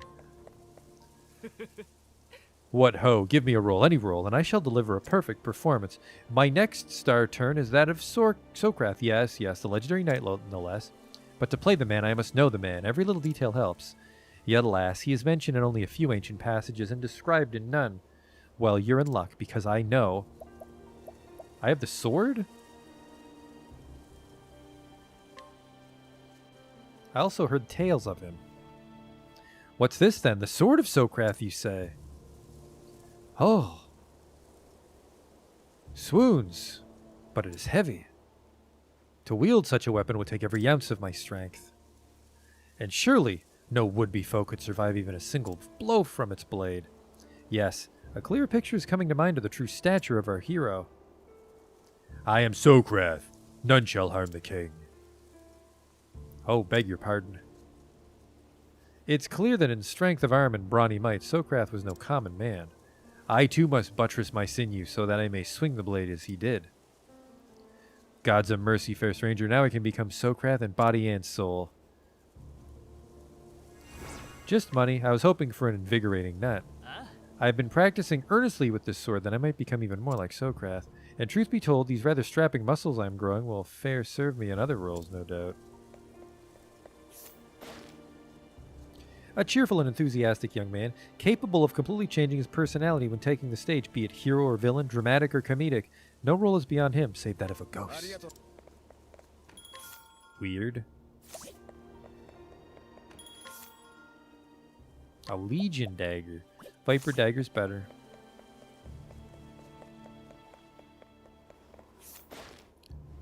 They can't all be actors. A young woman, suffering from an incurable disease who has been told she does not have long to live. Her only hope is a legendary elixir of yore, in search of which her lover has set forth into the mountains. Though she can but wait for him to return, the gods only know when he will. Okay, this town's weird. The butler and guardian of a young man who was groomed to become an assassin. Not only has he served his young master faithfully since the day of his birth, he also assisted him with his latest escapade. Little does the youth know that his birth parents were the ones who charged the butler with his duties. I want in.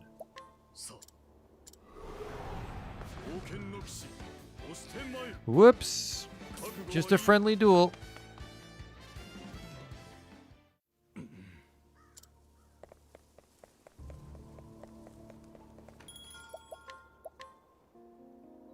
See how to do the Sunlands, the Riverlands, and the Clifflands next time.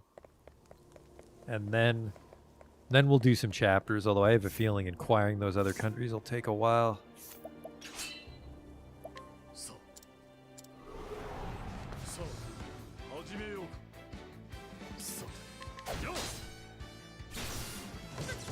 A wizard.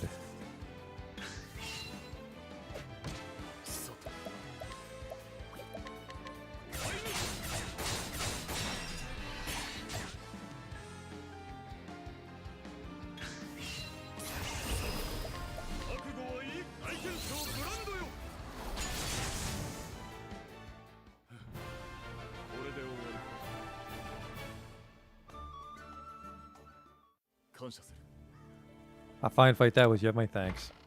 Hello? Hello. I was researching the history of this town when I learned something interesting. The Grand Theater back there used to be a fort. A young man trained to be an assassin from an early age with the expectation he would take over the family business. Discontent with his lot, he fled his family home and went into hiding in this town, where he hones his skills with the intention of one day turning them against his parents. Occasionally kills target instantly. Yes, please.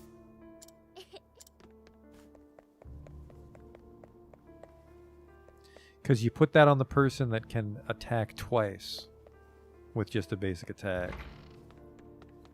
That's some Dragon Quest shit, just trying to get the instant kill. Do I have anything to help you? What is to become of me? They'll hang me from the rafters. The highlight of my show is a grand fighting spectacle. The rabble always goes mad for it. But my star fencer has run off.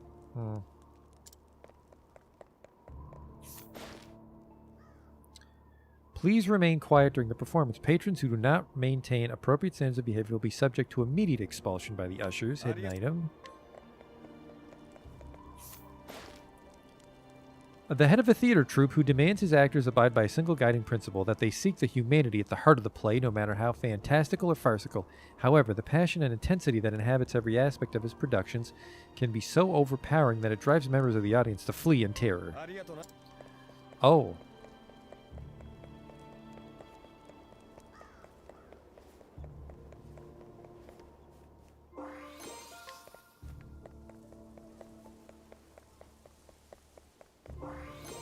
Yeah, we've made very, very little progress with our quests. But we're off to the Sunlands to inquire. So I think I've inquired most of these people at least. Probably. We'll just sleep here and call it a night. Because it is getting a little late. And I started late, so. But more Octopath Traveler next time. What the fuck is Allie doing here? That's a problem for next time. I don't have time to talk to him right now. See you later.